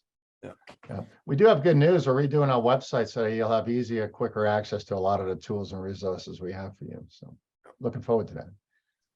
George says, if ATF makes a mistake on my personal Form 4 and they acknowledge the mistake, do I have any recourse? If they acknowledge the mistake, whatever the mistake is on your personal Form 4, then they should probably make, or they should, not probably, they should make the update to the Form 4 and provide you with an updated Form 4. So I'm not sure what recourse you're looking for, but they should fix it. We've seen it a lot. Model, caliber, length, different things on the Form 4s themselves. And the ATF NFA division will typically make the correction and send you an updated Form 4. Can I answer direct? Sure. Sure. So I was sending in a PS90 receiver, and the receiver is 10 inches long and the barrel's 11 inches long with the flash hider. And they disapproved me. So I called the agency, I called the office, and the agent acknowledged that that was absolutely a mistake, that they thought it was a weapon and there was no way the overall weapon length could be correct. So they said, yeah, sorry. And I said, well, what does that mean? And they said, well, we already refunded you the money, so you're going to have to refile again. Oh, yeah. In that situation, yeah, unfortunately, there is no recourse. So sorry to interrupt you. I apologize, but I very much think a lot of these people on these calls have FFLs and SOTs and appreciate your time and all your efforts. So thank you very much. So I asked her, I said, should I do a e-form or should I do a regular in the mail? And she said, well, the mail is taking another like 10 days, but at least you could put a picture in there that says see picture. So we don't make that mistake again. And I thought that was really odd. Yeah, that is a little bit odd. I would tell you that we just had an FFL, and for the life of me, I can't remember who it was, but go through kind of a similar situation. They just kept denying the Form 4 or Form 3. I can't remember what it was, because their explanation was, well, you don't have all the documentation that we need. And he's like, if you look at the back of the Form 4, it's all attached. So the problem that you run into a lot with this is you get a lot of folks that are temporary duty into NFA, and they just don't understand the process. So unfortunately, in your situation, yeah, since they've already refunded you the money, reprocessing, you can add attachments in e-forms. So I don't know why they would tell you that. You could add an attachment in an e-form and make a notation to see attached. I don't know. I mean, obviously it has to be it can't be a too big of a file size, but you should be able to add an attachment.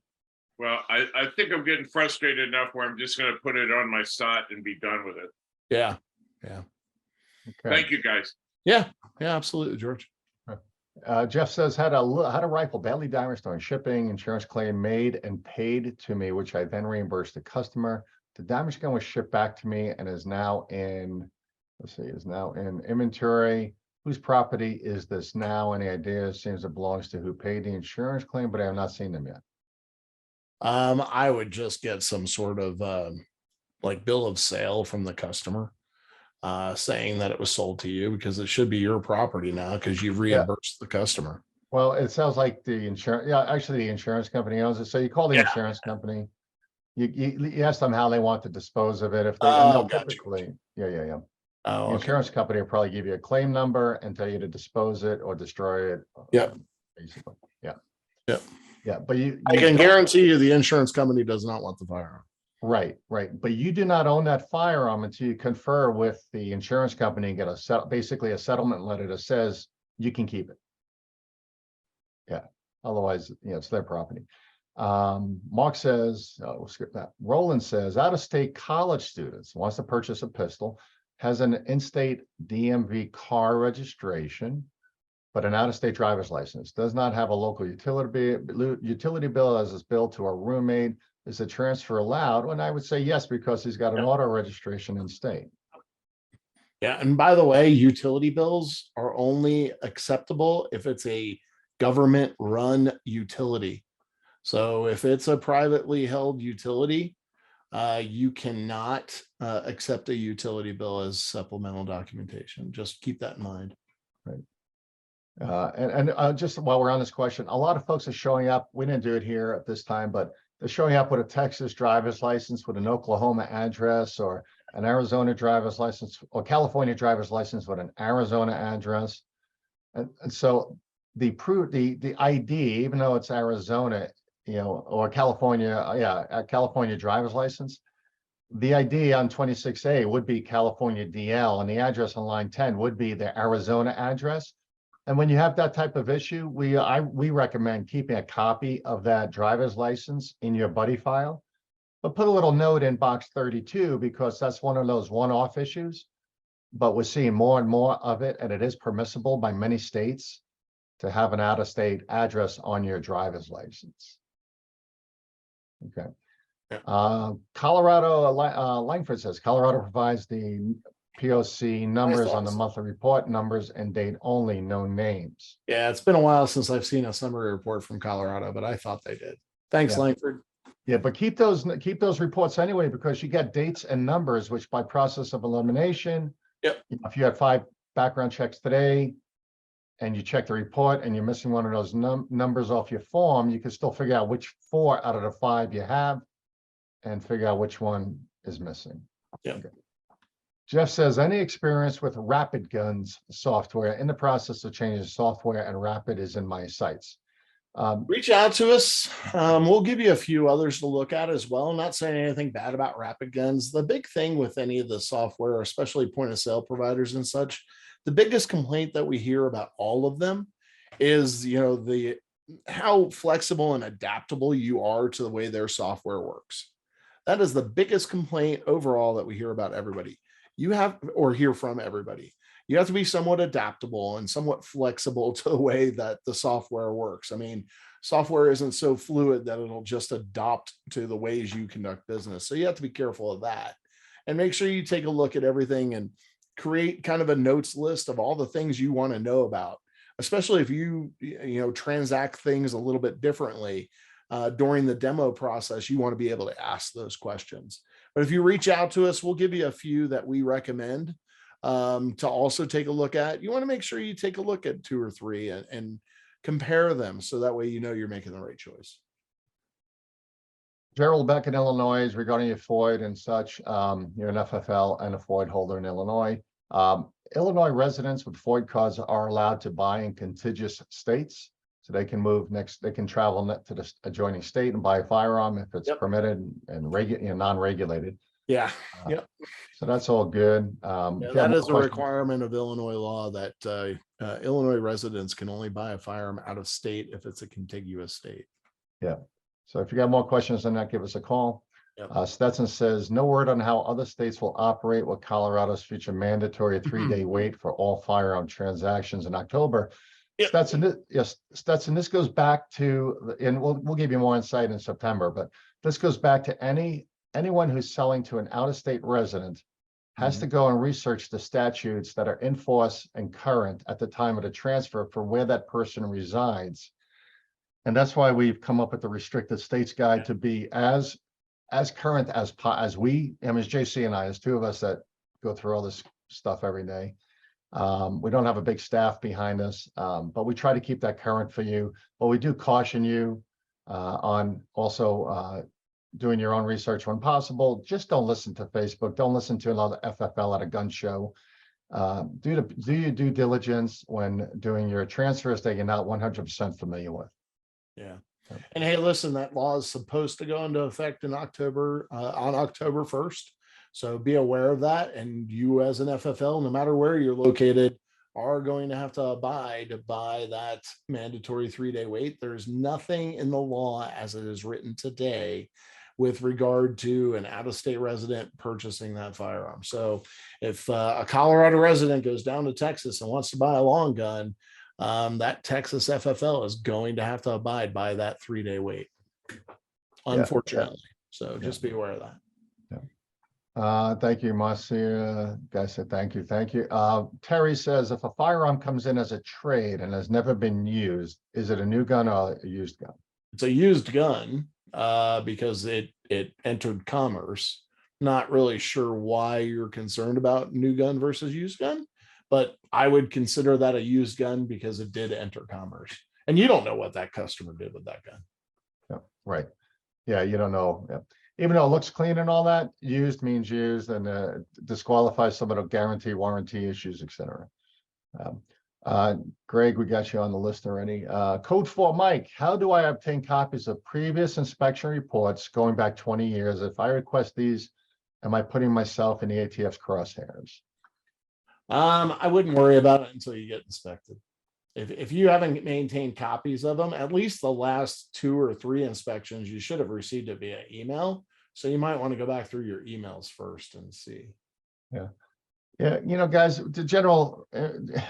generally right now, we urge you not to call the ATF unless you critically have to.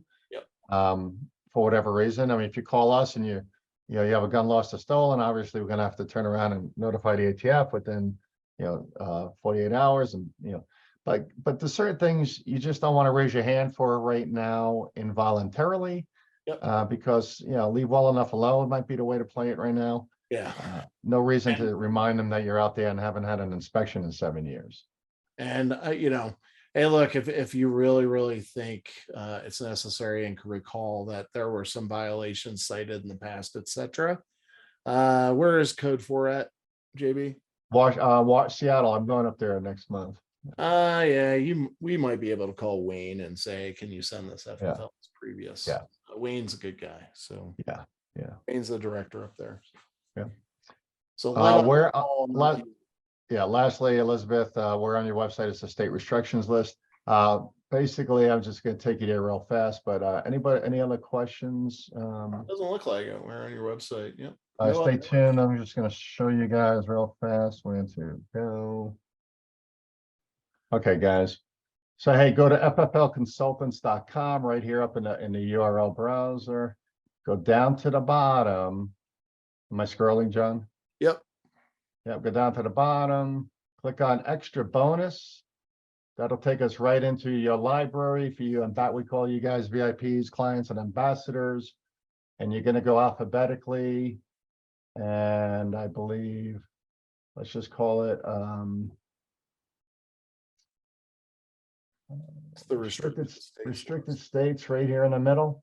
Yep. Okay, that was updated as of 6/7. We issued that in July, so it's right there. You can download it right from this screen.